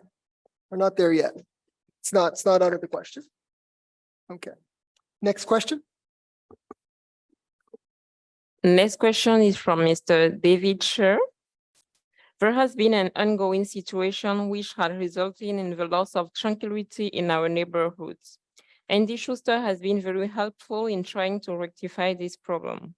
Currently, the effort to solve the problem have been focused on intervention by Côte Saint-Luc Public Security and the SPVM. I'm interested to know if we can hold the owner of 6,595 macro responsible for this problem. The disturbance of the peace originates on their property. Instead of bothering public security and SPVM with this, the problem can be solved easily and permanently if the owner brought access to the tennis court parking lot during the hours that the gym is closed for the night. This can be achieved cheaply and efficiently. With access cut off, the loitering and noise making will end immediately. These trespassers do not live at 6,595. They should not be permitted to use that space as an open air party room and disturb our peace. As recently as Saturday night, I had to call the SPVM at 2 a.m. Is that unused tennis court even zoned to be a parking lot? I'm interested to know if Côte Saint-Luc can force the owner to secure their property and not allow this situation to continue to the detriment of their tenants and all citizens who live close by. Thank you. Thank you. So we've spoken to the police and they have a strategy to patrol there and give tickets if necessary. In fact, they're going to be giving that location extra attention this week. The police is also going to be focusing on the issue of street racing. Our public safety director has briefed the police on these issues and the police take it seriously. In addition to the police action, our public safety director will meet this week with the owner of the gym to explain the issues and try to find some solutions. So we did examine your question and those are the steps we're going to take and hopefully it will improve. We also, I think, have 2 questions online. If you could bring those forward. Harry, go ahead. Hi. I have a question, but a little fill-in for the Hydro-Quebec. For people's information, Hydro-Quebec has purchased a power company in the US who will be supplying 20% of the power to New York City. By the side of that, they're burying the power cable from Quebec right up to New York, including burying the power cable under Champlain, Lake Champlain. And you can see it on their own website. If you borrow through all their little papers and notes, you will see where this is all done. My question is, for years, I've been complaining about the parking on Abraham de Sola, people not observing the stop sign. My wife nearly got hit again this week. Cannot something be done, put a flashing red light? Our city councilor is aware, but he's been aware of it for 4 years, 5 years, and still running the stop light or the stop sign, pardon me. The traffic is so bad that most mornings the traffic is backed up from literally the Carey Boulevard right down Abraham de Sola. This can be solved by a minor little thing by placing a traffic constable at the corner of the Carey Vizita to get the traffic moving. You have to do something for the stop sign. It endangers our lives. And I'll go on record saying that if anybody runs a stop sign and the city councilor is aware that they have done nothing, I will sue the city. I mean it, because it's gotten to a point that nothing is done. And our councilor is aware of it. He's aware of it for years. We got the question. We appreciate Thank it. you. Councillor Sabag wishes to answer. Thank you. Okay, Councillor Sabag. So luckily we have the SPVM here. I sent it to Mr. Oberman's son as well, who ran against me. So I know what He has to drag it. right, and lost. So at the end of the day, he has the link. He can send the link directly to Station 9 and have all this information directly into a link that will go directly to the station. I'm sorry, thank you. You know, Yeah, so Sharon, right there, you can do that on your own. we're really I don't understand the statement about me burning the light. I never said that. No, you didn't say that. Okay, but it's hard to hear over Zoom. Okay. Okay. Anyway, so let so me it's a repeat. comment, I it's am a not common my issue son. that I'd Don't, like to respond, Mr. Oberman, please. Thank you very much. I say this constantly. I say this, we do the best we can to ensure slower traffic in that area. We've put a speed bump, we've put radars, we've put a lot of stuff. People still do it. And more recently, the SPVM has been involved in catching people going through DeCarry Square to cut on Vizina. So we're doing certain things. I applaud the SPVM for doing whatever they can in these conditions, but we're not going to stop every single person that Mr. Oberman sees through his window that people don't do their stop signs. It's not something that we can control. People have to be sensitized to it, and hopefully things will get better. But at this point, putting a light on the corner of Abraham de Sola and Clan Ranald is not something that we can do. We No, put the so- stop sign. The stop sign was broken for a bit. We just recently fixed it. So we're doing the best we can. Now, we're not going to please everybody, and certainly not someone who his son ran against me and has something to say about my qualifications. Okay. All right. Now, the question was asked and answered, and we will make sure that it goes back on the traffic committee. The traffic committee has to keep on looking at what we can do better, but it's not easy. Not easy. That's for sure. Okay, we have another question? Next question is from David Scher. Go ahead, David. Yes, hi. Well, you read my question, and I thank you for it. I just wanted to ask, because the SPVM is doing a good job, as is public security, but I'm just wondering, instead of playing cat and mouse with these people, is the ownership of that building responsible to secure that area? Or because I've spoken to them and they just keep saying, call the police, call the police. You know, they don't seem to want to take responsibility for cutting off access to that tennis court / parking lot. Are they by law responsible to secure that area? Well, they have the authority over that area. I wouldn't say that we could force them to manage their property in a certain way. I mean, for us to be able to prove that it's not safe and whatever, I don't think we have that information. Well, you know, they're just inviting these people in to make noise, be unruly, you know, to the detriment of the neighborhood. And I'm just wondering, is that allowed to stand? But we don't have authority to tell them how to close off the area or force them to close off the area. Of course, there's bylaws, nuisance bylaws in terms of dealing with the situation of noise. And there's police and public security, but we can't force them to close off the area. So people are allowed to go onto private property and make noise? I mean, just like that? If I were to show up, you know, next to somebody's house, sit on somebody's property, let's say they're out of town, so I could bring some chairs there and just party under somebody's window and have a good time, and I'm not breaking any bylaw. And I'm not talking about excessive noise, but I'm just talking about enough noise to be a nuisance and to bother me. I mean, you know, they sit there for hours and hours running their engines, having a party.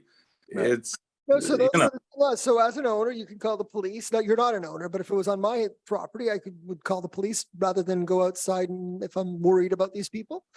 So they can always call the police if they feel that they have the right to remove certain people, but. Now, just one more question. Can this abandoned tennis court, like, is it kosher to be used as a parking lot? Or like, are there zoning bylaws maybe that they, you know, it was built as a tennis court. It shouldn't be a parking lot. Is that some kind of technicality that would force them to shut it down?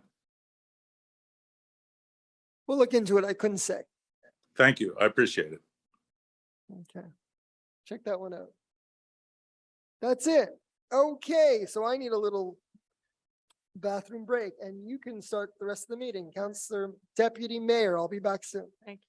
We're adopting the minutes, so now we're approval of the minutes. 2 sets of. Okay, thank you very much. So the next item on the agenda is approval of the minutes.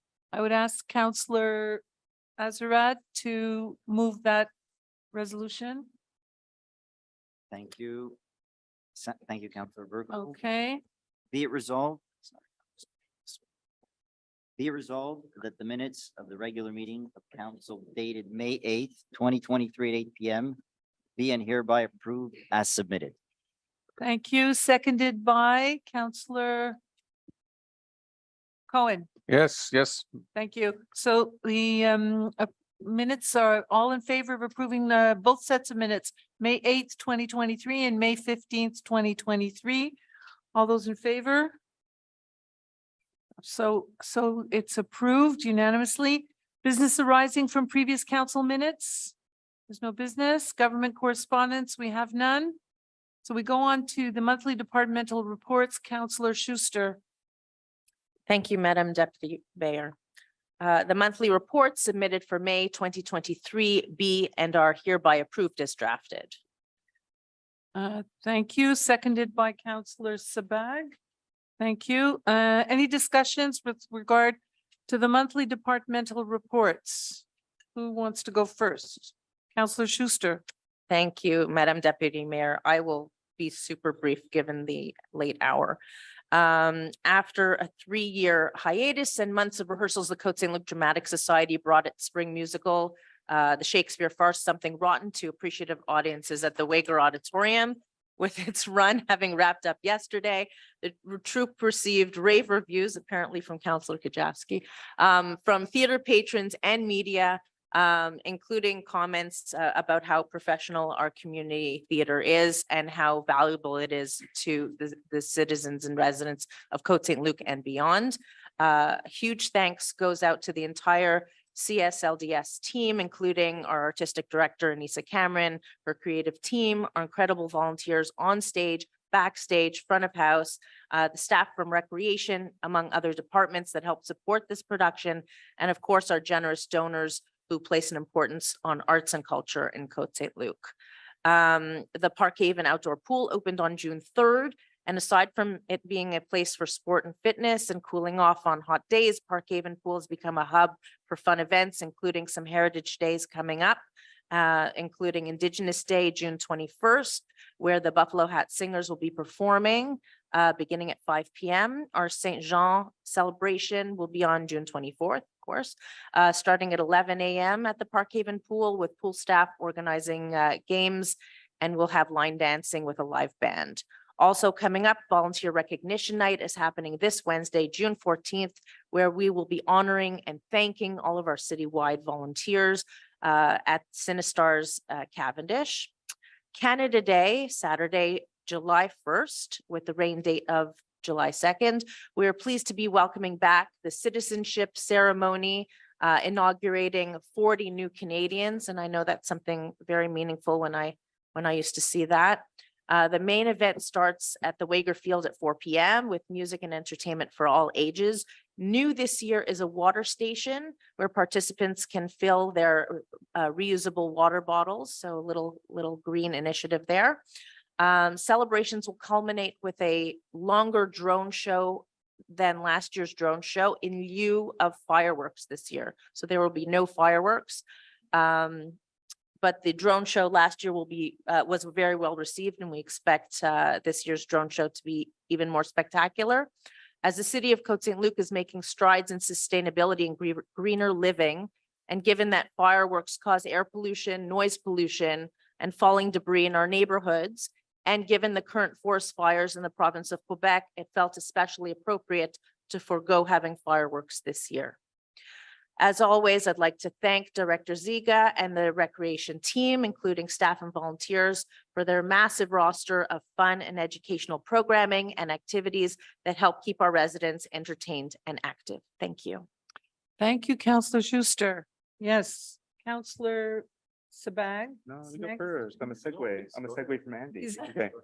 I'll be brief too. Okay, So Councillor Kajewski. Since Councillor Schuster La won't say parole anything- est à vous. Allez-y. Thank you, Madam Deputy Mayor. Mhm. Since Councillor Schuster won't say nice things about herself, I will. Mhm. I hope I didn't offend you, Andy, by telling you how surprised I was that you were funny in the show.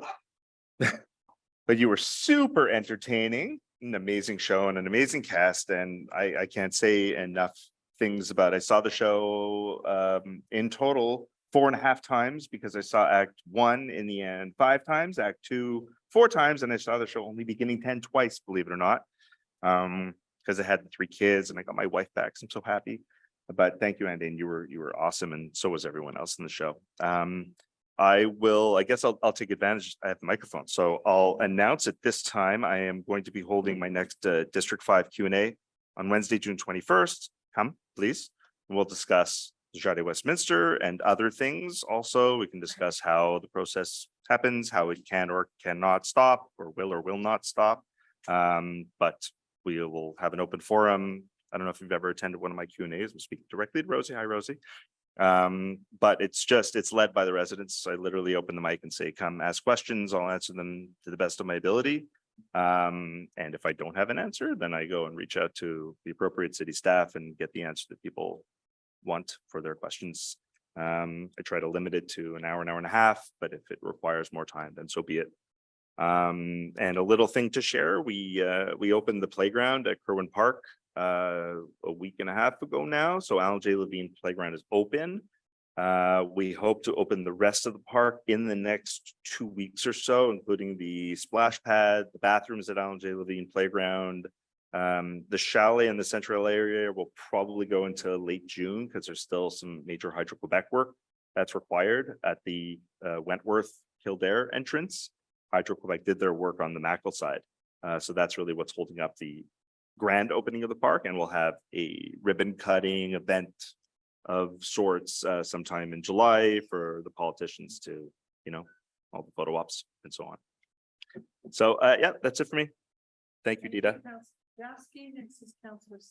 Thank you, Madam Deputy Mayor. So just on the public security side, we had a small delegation go to the Jewish General Hospital and visit the command center of the Jewish General Hospital. It was absolutely amazing to see what they've done there to look at all the data around this use around our town as well. As a registered nurse myself, it was just amazing to see how technology kind of enhances what we do on a day-to-day. And I was happy to have our team there as well. The virtual ward, also something that is the future of healthcare in Quebec. And so we were very, very privy to get in firsthand information on the virtual ward and the command center. EMS responded to 204 calls just this month, covered about 97% of the shifts.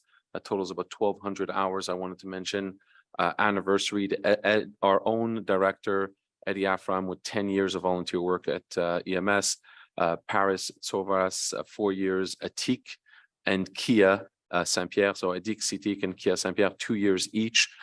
They were in my class, so I also celebrate 2-year anniversary at EMS. Matthew Libman and my old mentor, Nick Dulise, 2 years as a auxiliary member. So thank you to all the volunteers. There was a recent information session as well for people who want to participate and become EMS members. It's an absolute amazing feeling to be part of this team, and I suggest any residents who want to participate contact the city of Côte Saint-Luc, more specifically Eddie, and submit either via email their interest. That's it for me. I wanted to keep it short, and I'll pass it on to thank you, Mr. Mayor. Thank you. Anybody else? Go ahead. Councilor. Thank you, Mr. Mayor. I'll try to be brief as well, given the hour. Just a few highlights or a few numbers I'd like to share. In terms of water filter rebates, we're at 78 so far. So again, I encourage residents who are purchasing a water filter, please submit the receipts. And again, these are for residents who live in homes that may have lead service lines. So they were built before the mid-1970s. I'll share on the VCOP front, and we have a few volunteers with us. In the month of May, there were 157 patrol hours by our VCOP volunteers, representing 314 individual hours of volunteer work. So I thank our volunteers, and I know we have some new volunteers coming up that will be training in the month of June, or training this month. And I'll also add, they delivered 79 of these slow down signs, the ralentissez signs that you see throughout the city. And of course, if there's more residents who want, please reach out to the city. In local news, we, as I had shared last year, we had an issue with a climbing structure that was delivered in Fletcher Park last year. There was some water infiltration. It was still under warranty. So we were able to replace it with a brand new piece. So hopefully this one will not have any issues and will be there for many years to come. And finally, on the environment front, I wanted to mention in last month on May 18th, we had our compost giveaway, and we had 308 residents who came to get some compost to help with their gardens. Thank you. Thank you. Anyone else? So I would like to, so then I want to take this opportunity, Mr. Mayor. Been busy with a lot of things, but there's one thing that I want to mention is that on June 20th, Tuesday, June 20th at 4:30, I'm going to be hosting Josh Freed. He's presenting his book, Bicycle Bob and the Bike Revolution. And the reason that I'm going to participate in this presentation is because in the 70s and late 70s, early 80s, I was a lawyer on let's say east of St. Lawrence in the Service Juridique Saint-Louis. And Josh was occupying the basement ground floor. And we both were very much in touch with Bicycle Bob, who launched the bicycle revolution in Montreal. And we knew him very, very well. I represented Bicycle Bob and Le Monde de Bicyclette when they came into the metro with their bikes. And then we went to City Hall and to the municipal court with our bikes, and I won the case. They were not charged, they were charged but not convicted, not condemned because of a technicality. Nonetheless, we won the case, and so started the bicycle revolution. So there's a lot of interesting stories, and I invite you all to bring your young readers, June 20th at 4:30. Thank you. June 20th at 4:30. Library that. I like it. Okay, just marking it down so maybe I'll come. All right, any other questions? So the department reports have been moved and seconded. All in favor? Carried unanimously. And you got the mover and seconded? You have it? Who moved it and seconded? Do you remember? Andy and Oren. Andy and Oren. Okay, great. Okay, so now we go to financial and information technologies. 7A, Councilor Kajowski. Thank you, Mr. Mayor. Just a moment.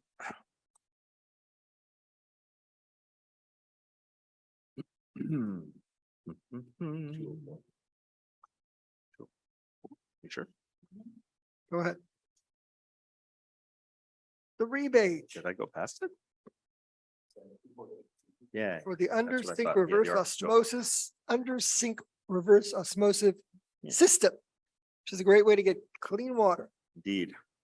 Okay, be it resolved that bylaw 2554-4, amending bylaw 2554 entitled bylaw 2554-4, amending bylaw 2554 and instituting a water filter rebate program in order to amend Annex A to include a $50 rebate for the rental of an under-sink reverse osmosis system be and is hereby adopted. Moved by Councilor Kajowski, seconded by Councilor Erdely. Any discussion? This is just a simple amendment to allow another option for people who want to take advantage of the $50 rebate. In this case, to provide the $50 rebate for the rental of a reverse osmosis system, as opposed to just $50 for the reimbursement, let's say, of disposable filters. So it's been moved and seconded. All in favor? Carried unanimously. And now we move to item 7B, Councilor Erdely. Thank you, Mr. Mayor. Be it resolved that the loan bylaws mentioned in the paragraph of the preamble be financed by bonds in accordance with the following conditions. The bonds, one per maturity, will be dated June 27, 2023. Interest will be payable semi-annually on the 27th of June and 27th of December of each year. The bonds will not be redeemable in advance. However, they may be redeemed with the consent of the holders in accordance with the Act regarding municipal debts and loans. The bonds will be registered in the name of the Canadian Depository for Securities Limited, CDS, and filed with it. CDS will act on behalf of its participants as the registrar for the book-based system, entry agent, and paying officer in charge of the transactions regarding its members. CDS will proceed with the transfer of funds according to the legal requirements of the bonds, and for that purpose, the Côte Saint-Luc City Council authorizes the city treasurer to sign the documents required to the Canadian banking system entitled Autorisation pour le plan des débits préautorisés destinés aux entreprises. CDS will make payments of the principal and interest to members through electronic fund transfers, and for this purpose, CDS will directly withdraw the required amounts from the following account: the Royal Bank of Canada, Cavendish, and Kildare branch, and that the bonds shall be signed by the mayor and the city treasurer. City of Côte Saint-Luc, as entitled by law, has mandated CDS to act as its fiscal authenticator agent, and the bonds will only become valid once they have been authenticated. That with regard to the annual capital amortization schedule for 2029 and subsequent years, the future terms of the following loan bylaws number 2500, 2541, 45, 46, 47, 47, 59, 60, 62, 64, 65, 66, 70, 71, 82, 83, and 84 be shorter than the one originally set, i.e. for a term of 5 years as of June 27, 2023, instead of the term prescribed for said amortizations, each subsequent issue being for the balance or part of the balance due on the loan. Moved by Councillor Erdely, seconded by Councillor Azzarat. Any discussion? So I'll just explain briefly. So this is basically for the city to go to tender for a bond, or in other words, to borrow money in the form of almost, I would say, a mortgage. This has to do with 17 loan bylaws that have incurred over the last few years for a total of $6 million. These include, I'll just share some of them. Includes road resurfacing, some traffic lights. It includes some vehicles, lead service line replacements, totaling $20 million. Totaling $6 million. Sorry. And I'll just mention also that what we're doing is getting an interest rate for 5 years. Just as one would do with the mortgage, you'll get a 5-year rate, although some of these, the amortization period, some of them are 10 years, some 15, some 20 years. So the remainder will be, let's say, refinanced in 5 years from now. And I guess I'll just add, we hope we'll get a good rate. It's interest rates. I can, on a personal note, we've all seen the interest rates go up, but hopefully we'll be okay. Thank you. Thank you. It's been moved and seconded. All in favor? Carried unanimously. And now we go to item C. Councillor Erdely. Thank you, Mr. Mayor. Be it resolved that Andre Raffaelisi, treasurer of the city of Côte Saint-Luc, is appointed authorized representative, and the person responsible for the purposes of this resolution, that Andre Raffaelisi be authorized to sign any document required for the registration in Click Secure, and generally to do whatever he deems useful and necessary for that purpose, and that the Minister of Revenue is authorized to communicate to the representative the information at its disposal and which is necessary for the registration in Click Secure. Moved by Councillor Erdely, seconded by Councillor Azzarat. Any discussion? So I'll just explain briefly. Our treasurer, Angela Marino, who I've had the pleasure to work with for many years, will be retiring shortly. So this is so that we can have his replacement, Andre Raffaelisi, registered with Click Secure, which is a branch of the provincial government, so that there'll be continuity, of course, on all our accounts. Moved and seconded. All in favor? Carried unanimously. We go to item D. Thank you, Mr. Mayor. Be it resolved that the Côte Saint-Luc City Council approves the attached list of disbursements for the period of May 1st, 2023 to May 31st, 2023 for a total amount of $6,908,705.64 in Canadian funds. And that treasurer certificate number 23-0086 dated June 1st, 2023 has been issued by the city treasurer attesting to availability of funds to cover the described expenses. Moved by Councillor Erdely, seconded by moved and seconded. All in favor? Oh, no, you didn't want to talk about this one. I know. Well, I'll just give briefly. So some of the highlights, we have sewer sleeving, which for those, for example, driving on Côte Saint-Luc Road, and there's obviously a bit of a nuisance with the traffic, but it is because of sewer sleeving that is being done. So we have payments for that. for the professional services as well, and some bond repayments from previous bonds from earlier years. Thank you. Okay, so it's been all in favor? Okay, so now we go to general management.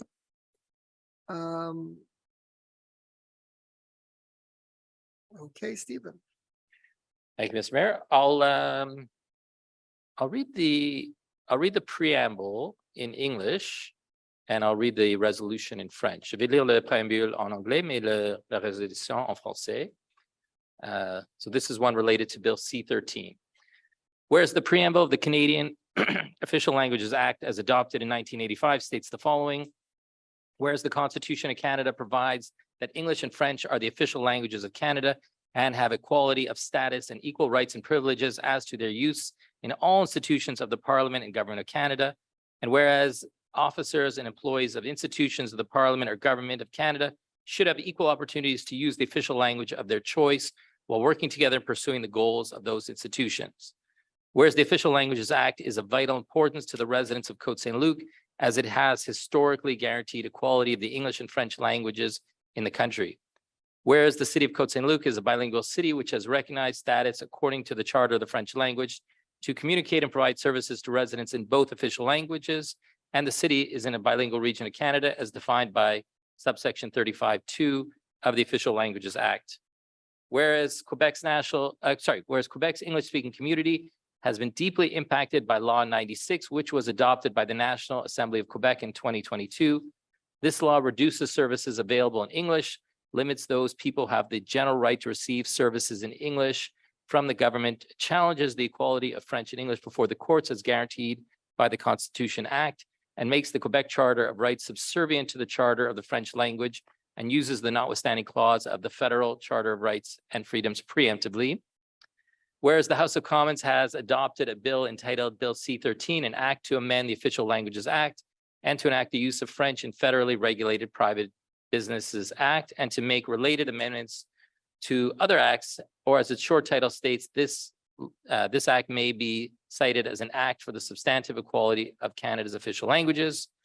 Whereas Bill C-13 includes elements of deep concern to the English-speaking minority, namely references in the Official Languages Act to Quebec Law 96, and creates parallel legislation that only guarantees employees and customers of privately owned federally regulated businesses the right to work and be served in French and not in English. Whereas the City Council of Côte Saint-Luc takes note of the fact that the House of Commons voted 301 to 1 in favor of Bill C-13 and expresses its dissatisfaction that the concerns of Quebec's official language minority community were not taken into consideration. Whereas Bill C-13 is now before the Senate, which is tasked with studying the bill, including at the committee level. Whereas the City of Côte Saint-Luc asks that senators in their deliberations take into account the concerns of Quebec's official language minority community.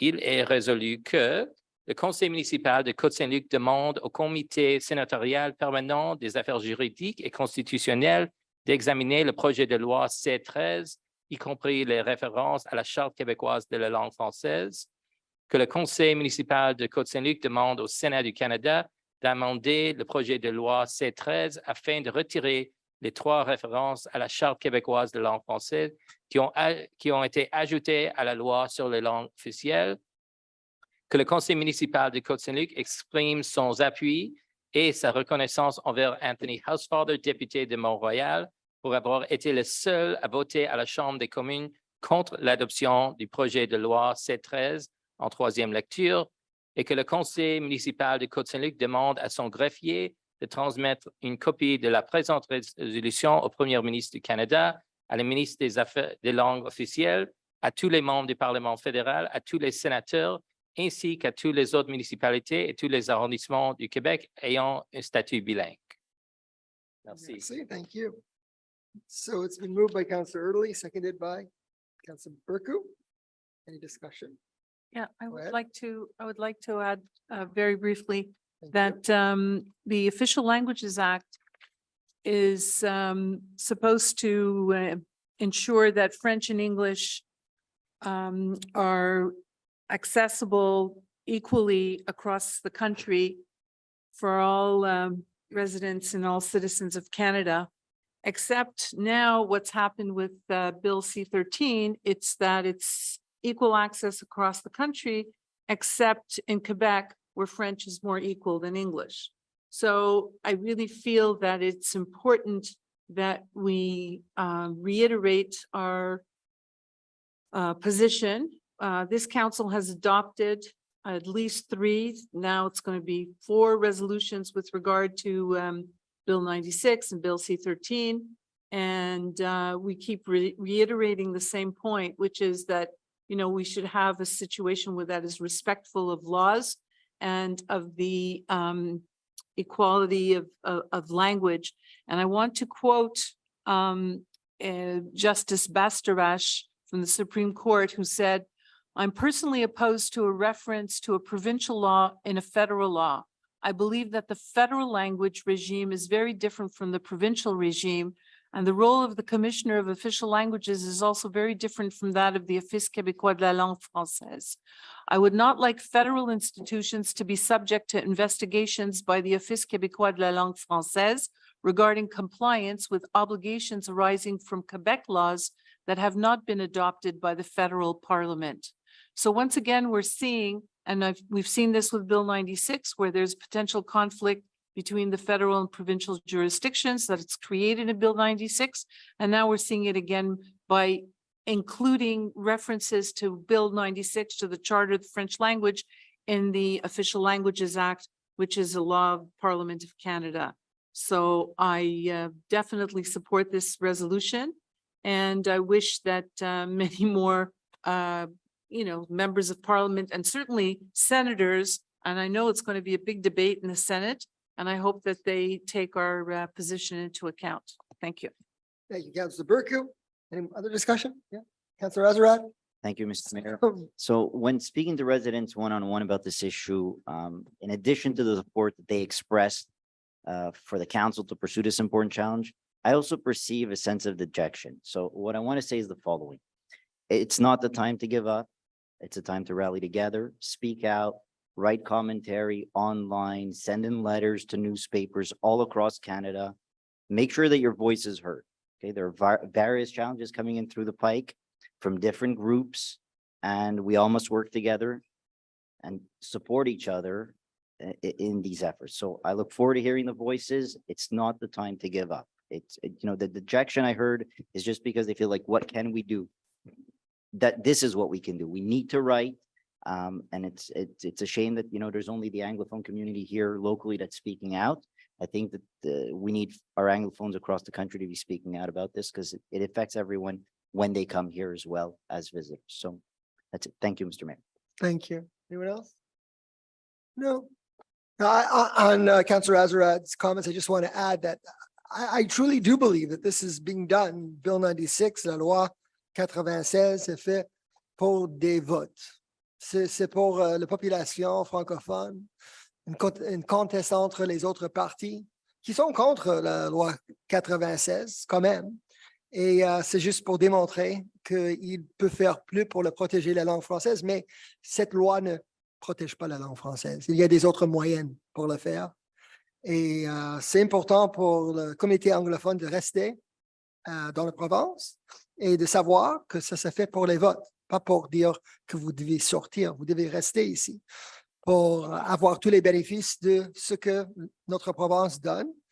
Quality of life here is amazing. Laurentians, the Eastern Townships, Montreal, festivals, great place to live, great culture. And we have to realize this is only being done for votes. That's it. It's a stupid law. Okay. Thank you. Moved and seconded. All in favor? Carried unanimously. Okay. Now we go on to Human Resources, 9A, Councillor Cohen. Yes, Mr. Mayor, I so move that Côte Saint-Luc City Council approves the hiring of Kim Bufils as a library technician, full-time permanent white-collar position effective May 23rd, 2023. The treasurer certificate number 230085 dated May 29th, 2023 has been issued by the city treasurer attesting the availability of funds to cover the described expenses. Moved by Counselor Cohen, seconded by Counselor Sabag. Any discussion? No? All in favor?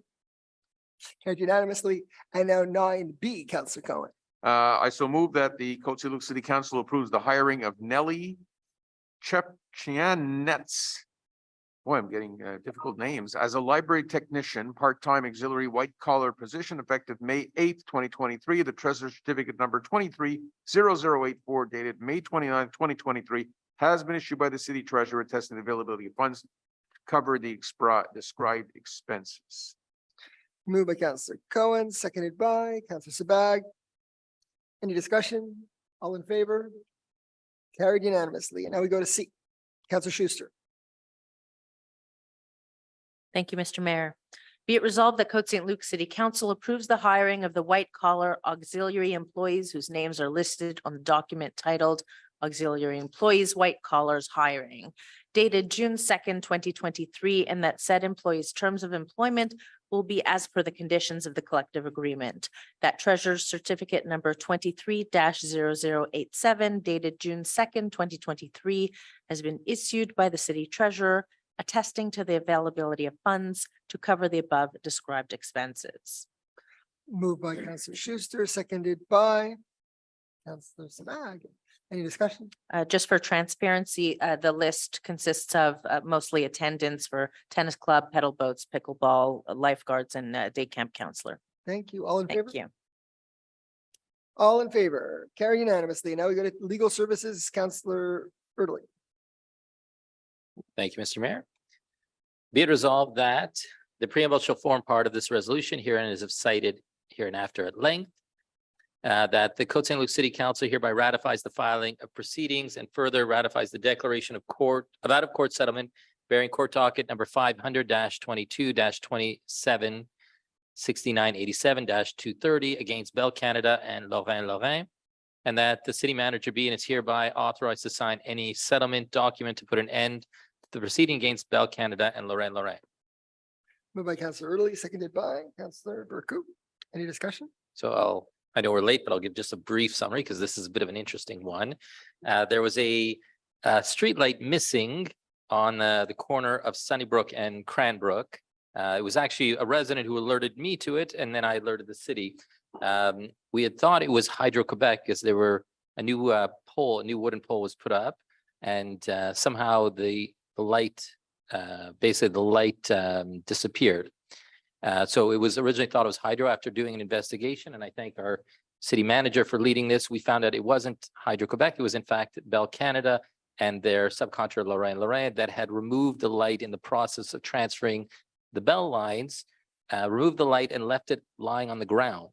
And at some point it ended up thrown out, we believe, or was taken away. But basically the light disappeared. Anyway, the city settled out of court for the cost of the replacement light and the fees. And thankfully we have a new light there. So we're able to make sure residents have a well-lit street, especially at that intersection. Just again, a thank you to the city manager and all the various departments involved in solving this one. Thank you. Thank you. Moved and seconded, all in favor? Carried unanimously, and we move on to Parks and Rec. What's that? Parks and Rec now? That's not good. 11A, Counselor Schuster. Thank you, Mr. Mayor. Be it resolved that bylaw entitled Bylaw 2615, creating the fee schedule for cultural, sports, and leisure activities for fall of 2023 and winter of 2024, be and is hereby adopted and numbered 2597. Okay, moved by Counselor Schuster, seconded by. Okay, Counselor Sabag. Any discussion? It's this fee schedule. Self-explanatory. All in favor? All in favor? Carried unanimously. And now we go to the grant, number B, Counselor Schuster. Thank you, Mr. Mayor. Sorry, just a second.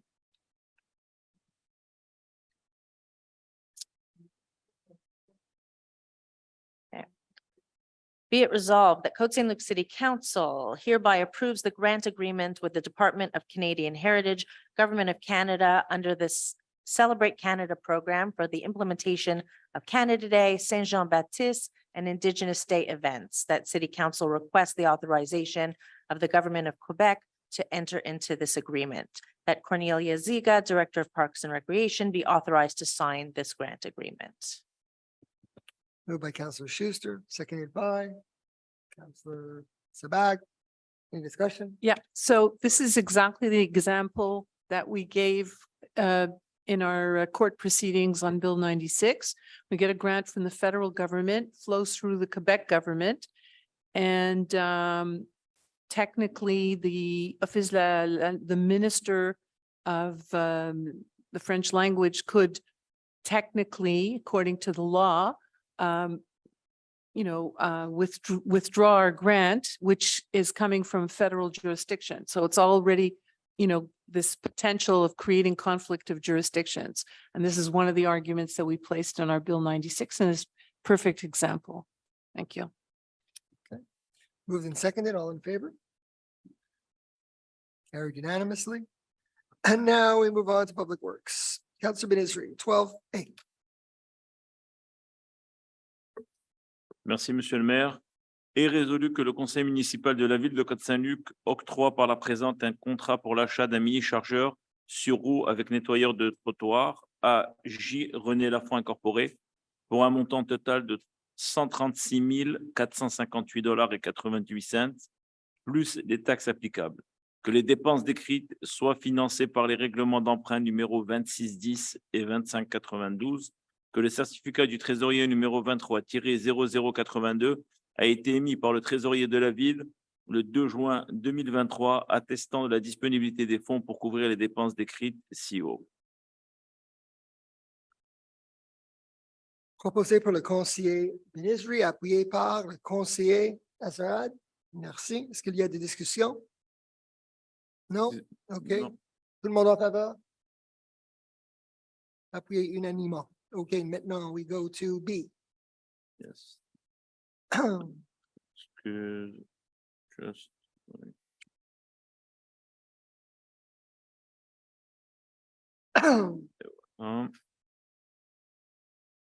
Alors, merci, Monsieur le maire. Est résolu que le conseil municipal de la ville de Côte Saint-Luc octroie par la présente un contrat pour l'achat d'un chargeur usagé à Longus Équipement Incorporé pour un montant total de 225 655 $, plus les taxes applicables.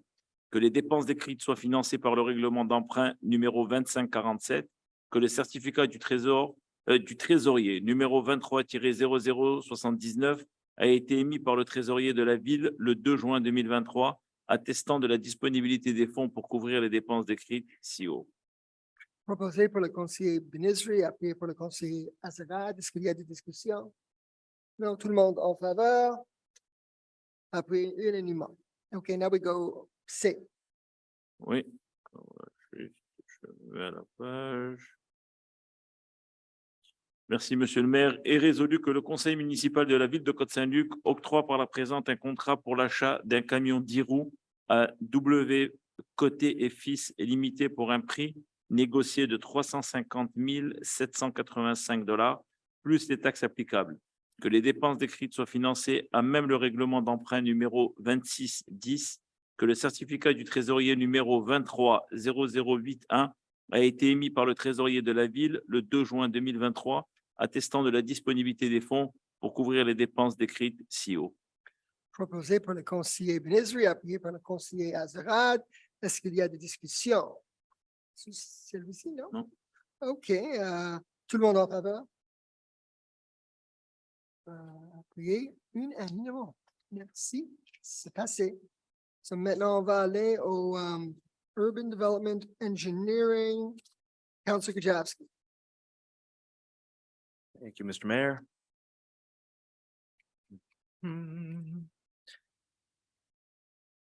Do I have I don't have an English version of the 13. resolution. Do I? Yeah, do I have an English version or only French? I'll do the French. It's fine. Yeah.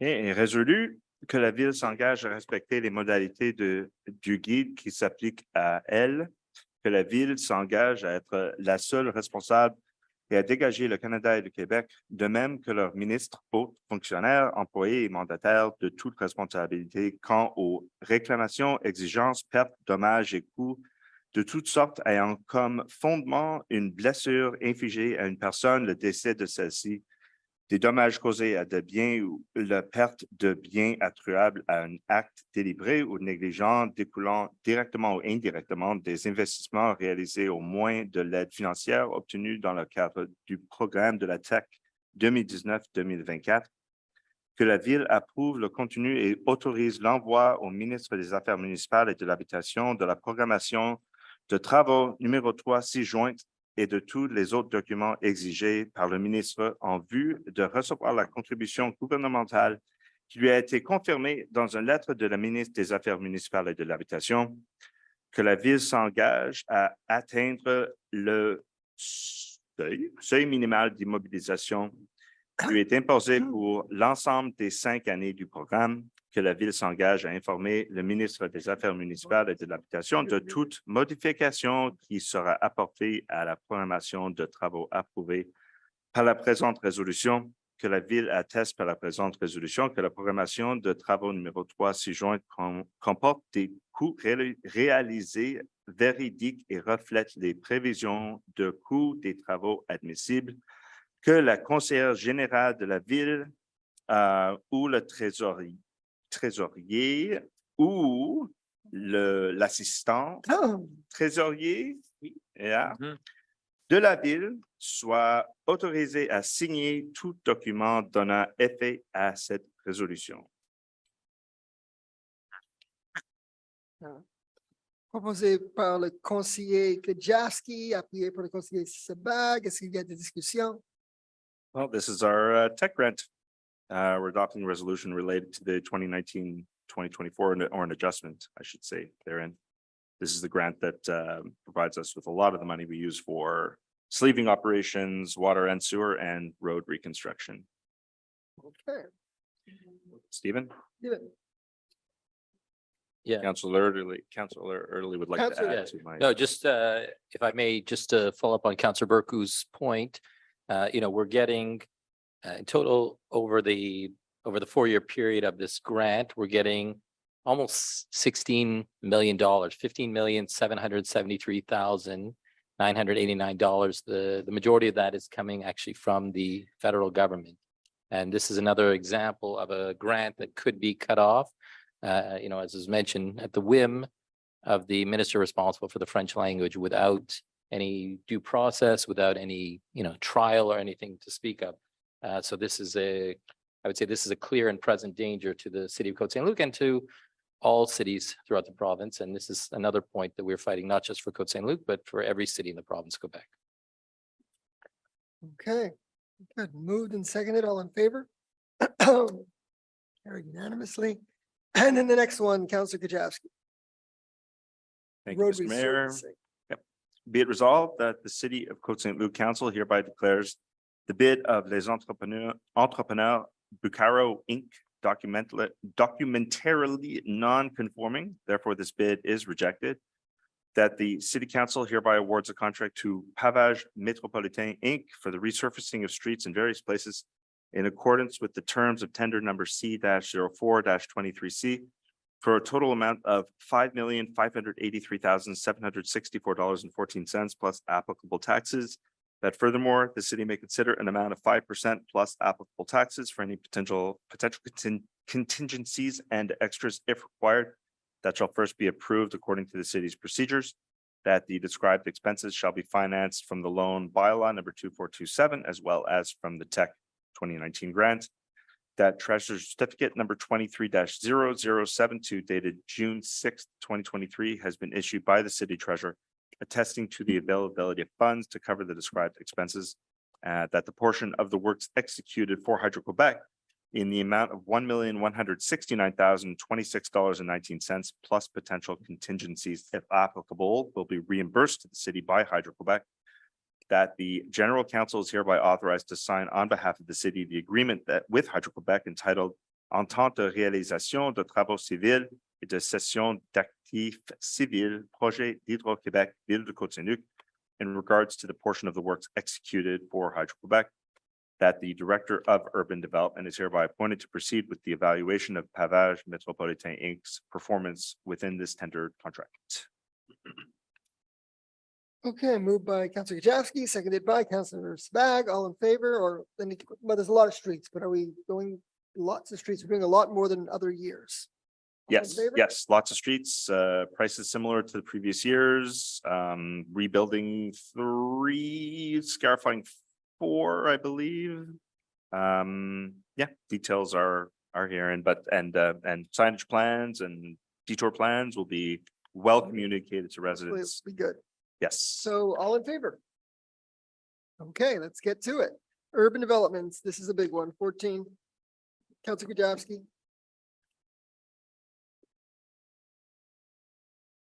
Thank you, Mr. Mayor.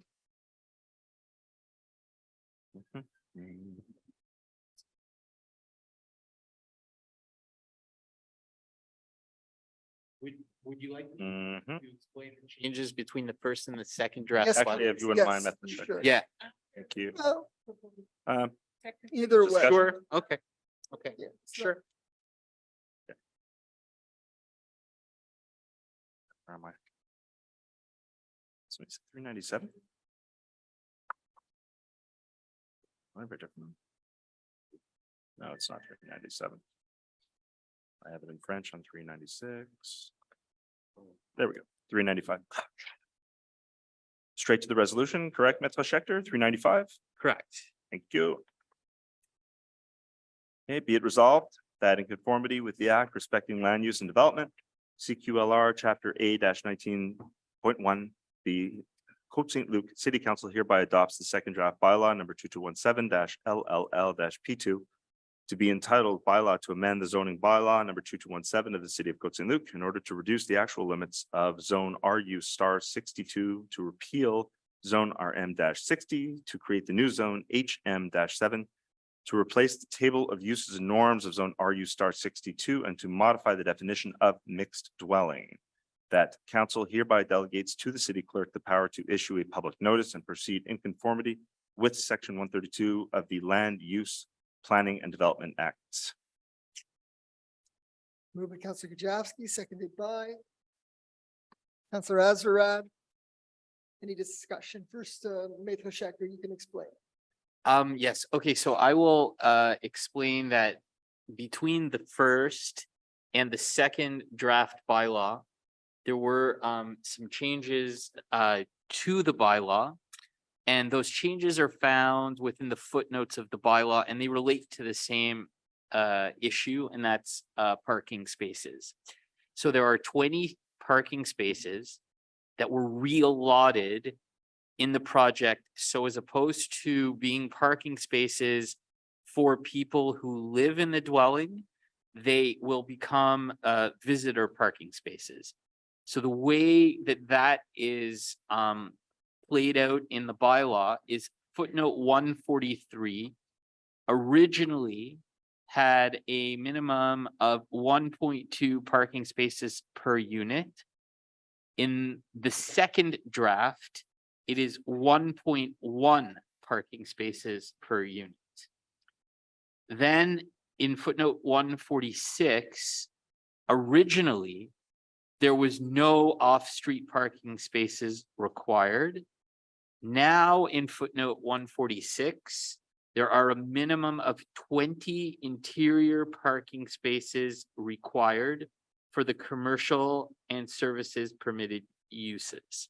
So that is the change, or those are the changes between the first draft bylaw and the second draft bylaw. Thank you, Major Schechter. And now discussion, councils.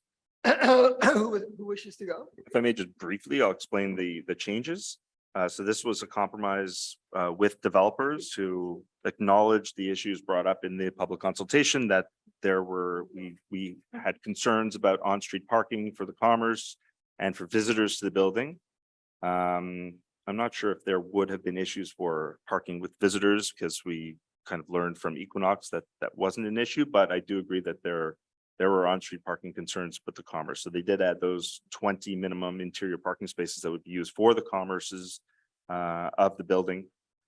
So that would hopefully mitigate some residents' concerns about parking, in particular on Mackle, on Westminster, and on Rand. Yeah, I guess there's nothing really else to discuss now. I mean, it'll be Anyone discussed else? at a later time. Go ahead, Dita. Councillor Erdely. and then Well, in my Councillor Berkeley. district meeting for one. Thank you, Mr. Mayor. I mean, I'll be brief again due to the late hour. This is a project that I think is beautiful, just at the wrong place. You know, that's my feeling. You know, I would hope maybe to see something like this in another location, possibly in one of the malls that are being redeveloped. I think it, you know, it has the potential. It's just not the correct location. Especially for me, the biggest issue is the proximity to the rail yards. For that reason, as I have done on every occasion so far, both in committee and publicly, I'll be voting against this project once again. Thank Thank you, you. Councillor Erdely. Councillor Berkeley. Yes, Mr. Mayor, I also am going to be voting against it. I originally felt that the 6 stories was the appropriate height. That's what it was zoned for, 6 stories.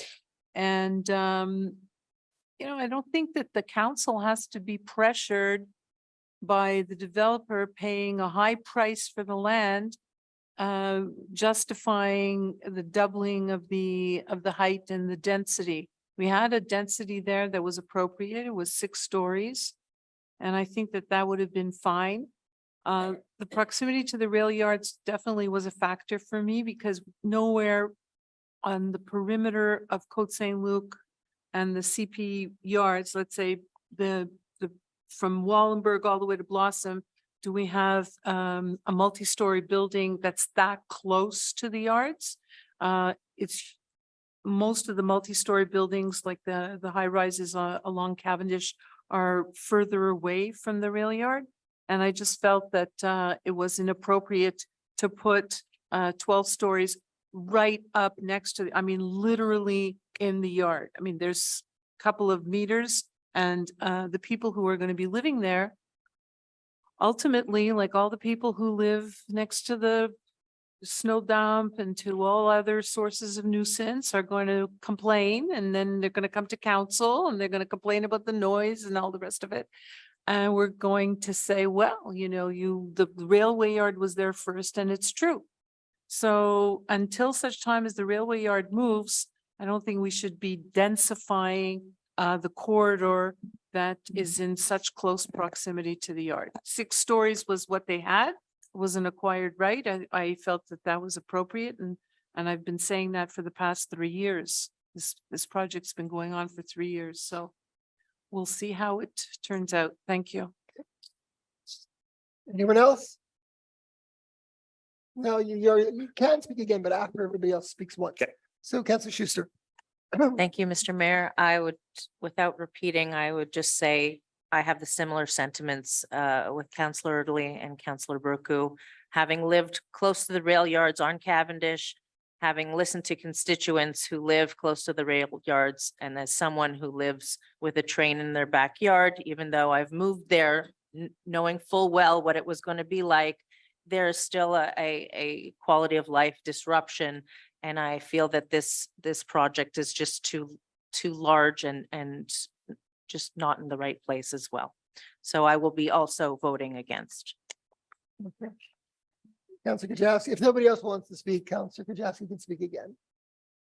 I too live very close to a rail line, and I actually moved closer to a rail line in my new home. I lived on the corner of Mackle and Smart previously. Now I live on the corner of Wentworth and Wavell. So I am approximately 20 yards from a moving train for most of the day.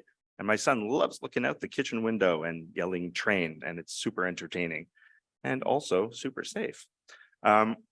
Stephen, Councillor Erdely said something very interesting. He said he has a feeling. We don't base our decisions on feelings. We base them on data. I'm not going to say anything pro or against this project right now. I'm just going to say that we make our decisions based on data. When a person says they're speeding on their street and asks for a speed bump, We do not automatically put in a speed bump. We study it.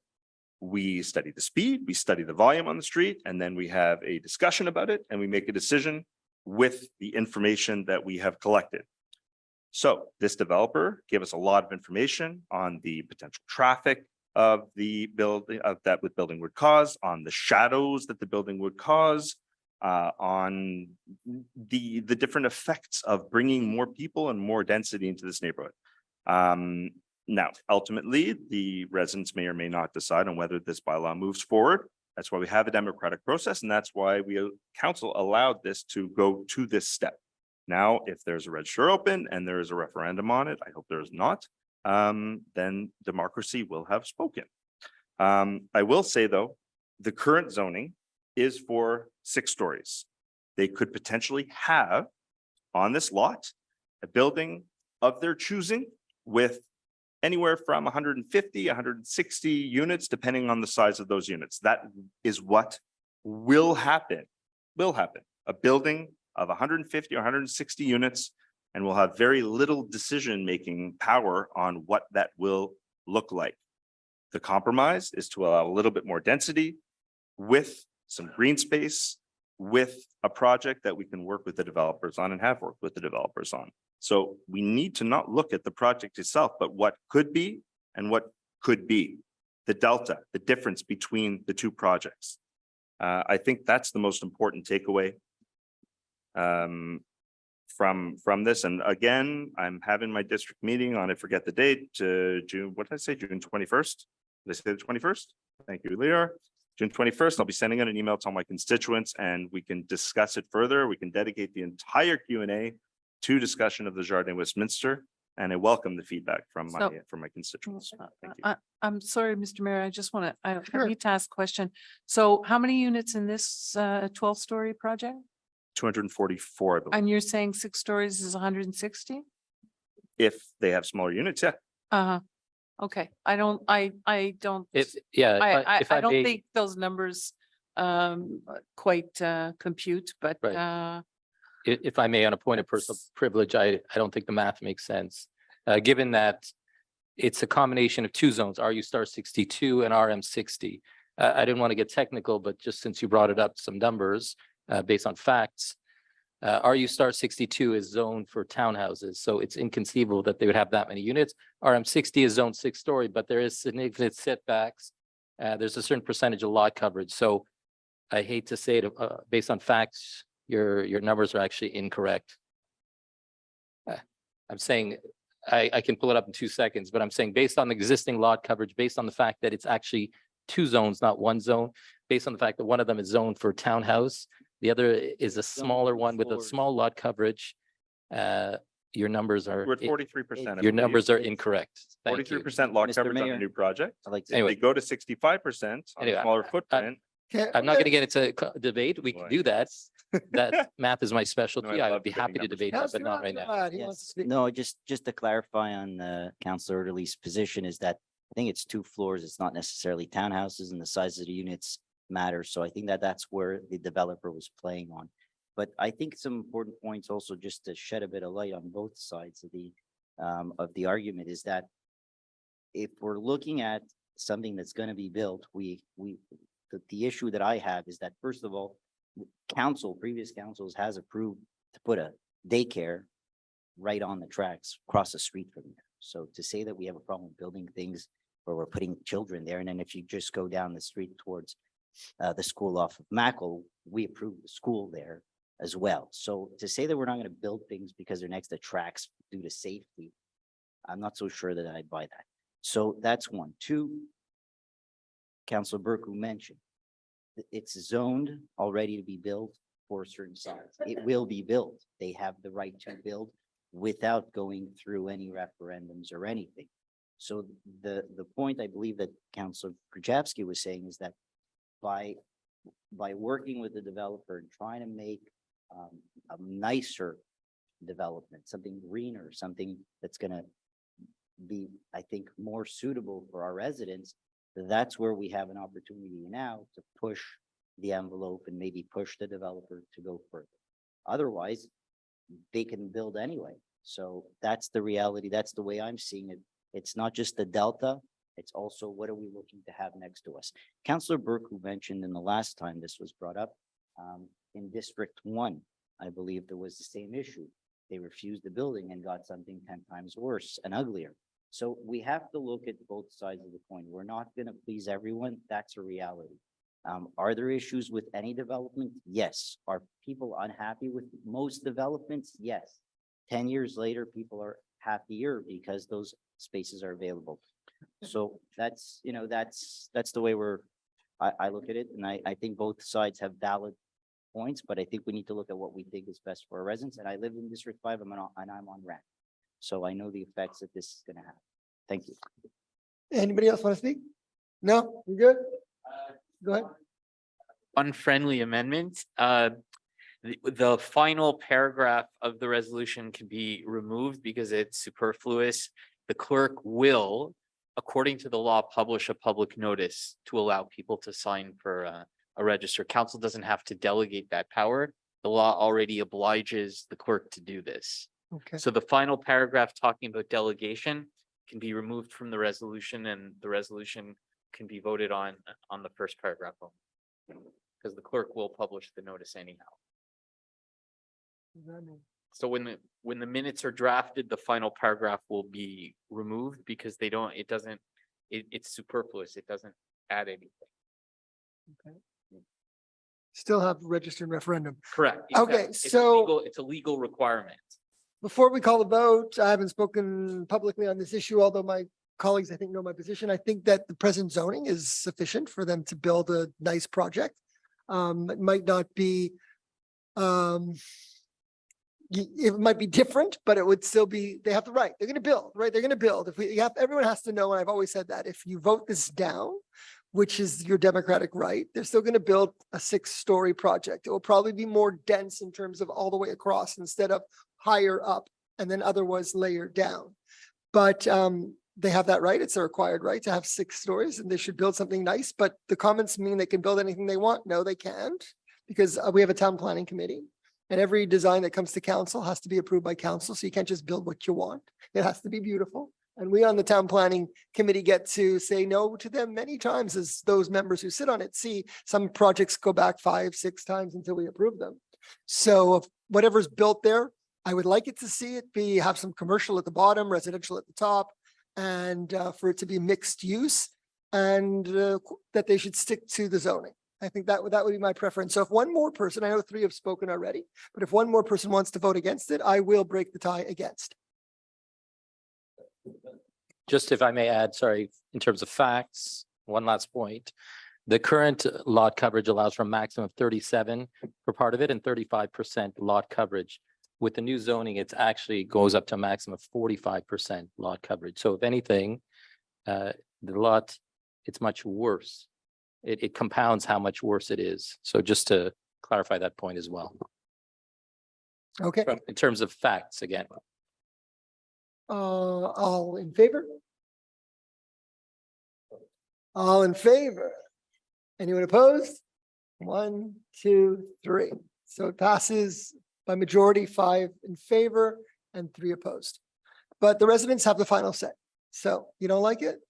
If I had a crystal ball, I'd say it's not going to pass. But then now it's up to you guys to make it not pass. There will be a second question period. You can, and we're almost there. All right, so that one's done. Now we go to B. 14B. Councilor Kujawski. Thank you, Mr. Mayor.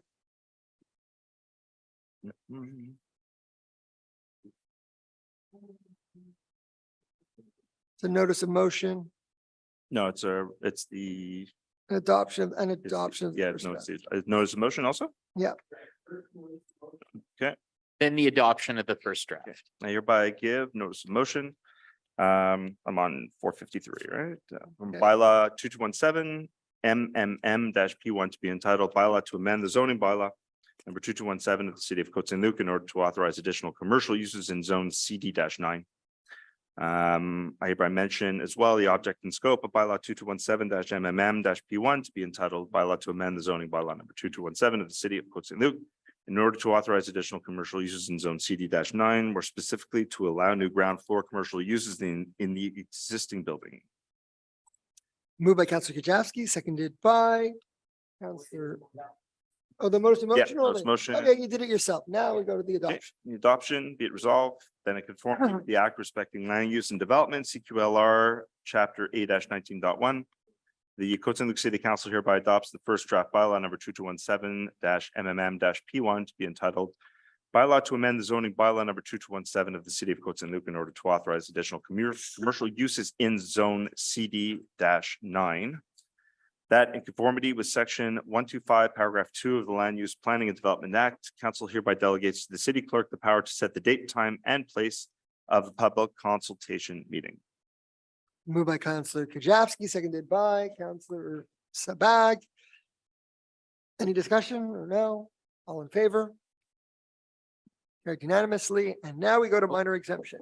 Mayor Brownstein? Yes. I would maybe add for the purpose of the minutes, the two uses that will be added are food and beverage with or without seating, like a cafe, restaurant, bakery, convenience, or a small pharmacy serving clientele of clinics and other medical facilities on the upper Excellent. floors. And Councillor Cohen.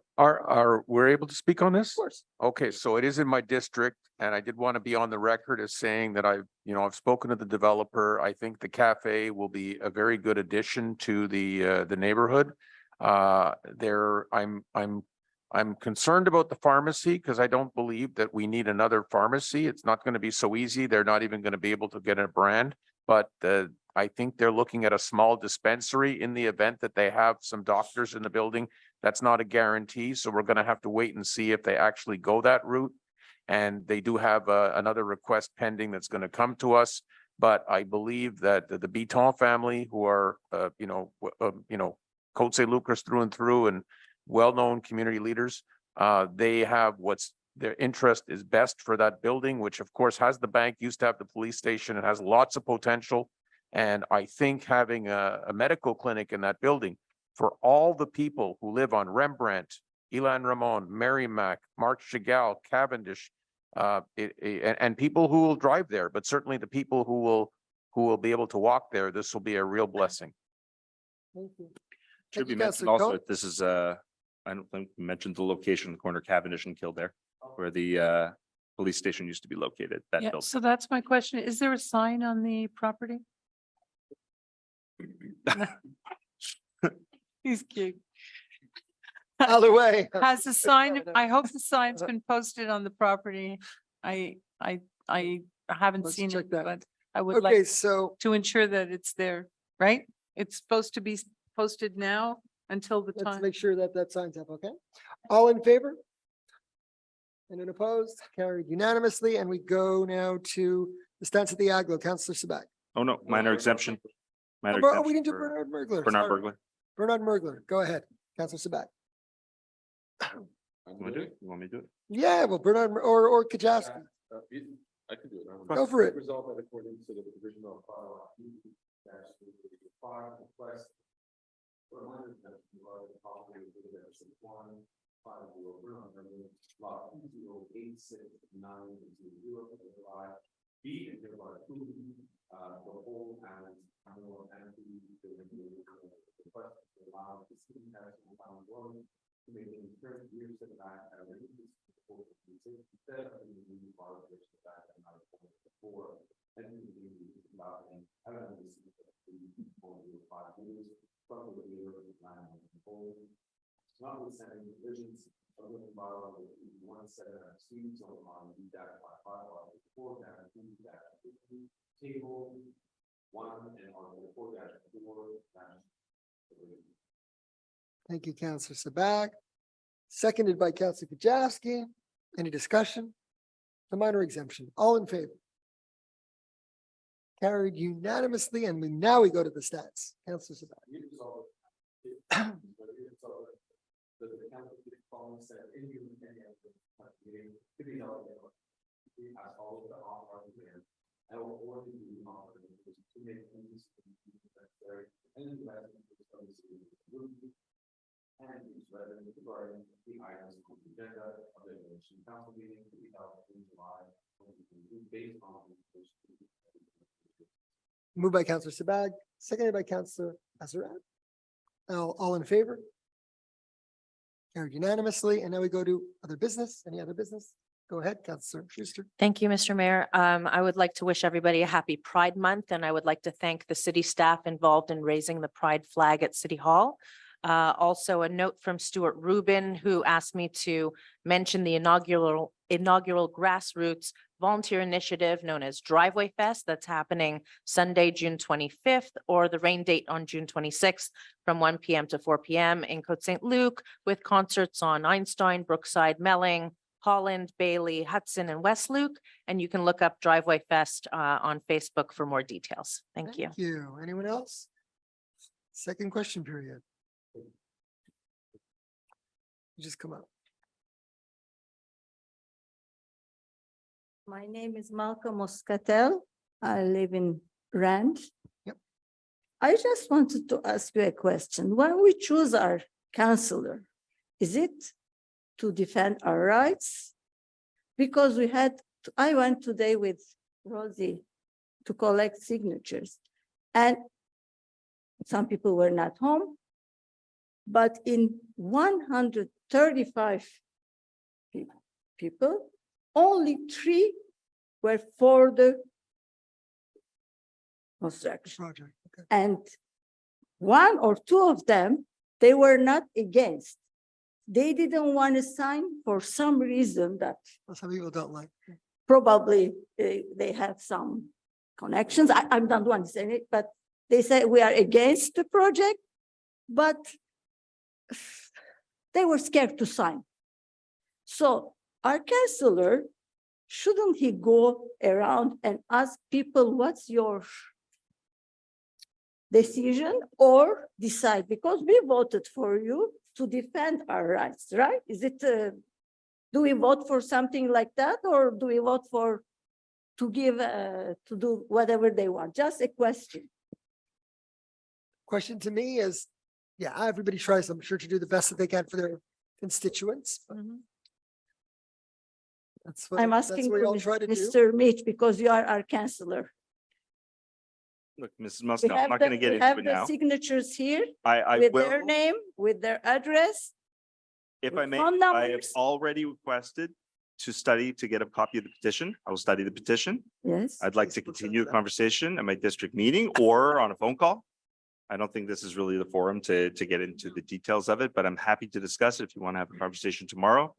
I can come to your house if we want to talk further about it. Because we went all around and some people were not home that I know they are against, but they were not home. I'm having district meeting on June 21st, but we can certainly discuss it beforehand. It doesn't have to be on, a meeting where. No, no, we're I'm limited just time to asking talk. because I want to know how to vote next time, because. And he's having a district meeting and he's happy to speak to you as well. Any other questions? I have your contact information. We can speak tomorrow further. Okay. Okay. Hi again, Rosie Bahar from the Wolseley above Mackle. I'd just like to clarify, I actually had heat exhaustion from walking door to door yesterday, so it wasn't today that I went. I just say that because I had to take a sick day from work. I don't want to, so there are 134 signatures in that petition. The 3 people that she's mentioning, they're not on the petition. We were very, very clear that we're not here to convince anyone to be for or against the project. In fact, I had one woman just said, I'm not for or against, but you're such a nice girl, let me sign. And I said, no, and I took it away from her. I said, this is for people who are against. We did not try to convince them. We referred them to the YouTube recording. We had people who were fearful of signing that petition because they were scared of the developers. I'm not joking. That is the answer we got. They said, I am against it, but I'm fearful. You could give me that look all you want. It's the truth. So with that said, I'd like to thank those who voted against. Thank you for showing that you actually listened to us. For those of you who voted for, thank you for showing your colors, that you don't listen to concerned citizens. And my question is, with next steps, what do we do? If petition is not enough? No, it's not. It works. There's a democratic process. You want to explain to them? It's not correct. Yeah. I have an issue with the true color statement. Yeah. Yeah. Please, and even Dita is agreeing with me. Yeah. That's totally wrong what you just said. And to answer, I'm speaking right now. You had the chance to speak. Totally wrong what you just said. I think when we're elected, we do things for the best of the city. Right. And not everybody's gonna like the decisions that we take. You're 3 people here till 10:41 at night, right? You could have had a lot more people here as well. You stand fast on your decision, right? And you want to show that you stand on that decision, and that's your right. But I'm not going to stand here and have you say that because I voted in favor of a development, that you see my true colors. And that deserves an apology to this council. Yeah, Councillor Sabag is completely right. Everybody who voted on based on their Mis- conscience, what they Mr. think Mayor, is in the best interest Mr. Mayor, the city. I just like that one. of the city. That what you have to understand also is the petition is great, but there's a process. So the petition doesn't work within the process. There's a process for a reason. We're giving you by voting for it. You came here last time asking for us to vote on it. We voted on it. Now that you have that done, now the process begins. People have to sign the register. There's a register, then it goes to referendum. That's the democratic process, not the petition. So But the petition, we're working within the process, within the law, to give you all the rights to do everything you want. And I agree with what Councillor Sabag said, to come and accuse us like this. We're not here, I live on Rand. I know what this is gonna develop, so I'm not here for the developer. I'm also here because I have a daughter who's looking for a place to live, but it's just unaffordable.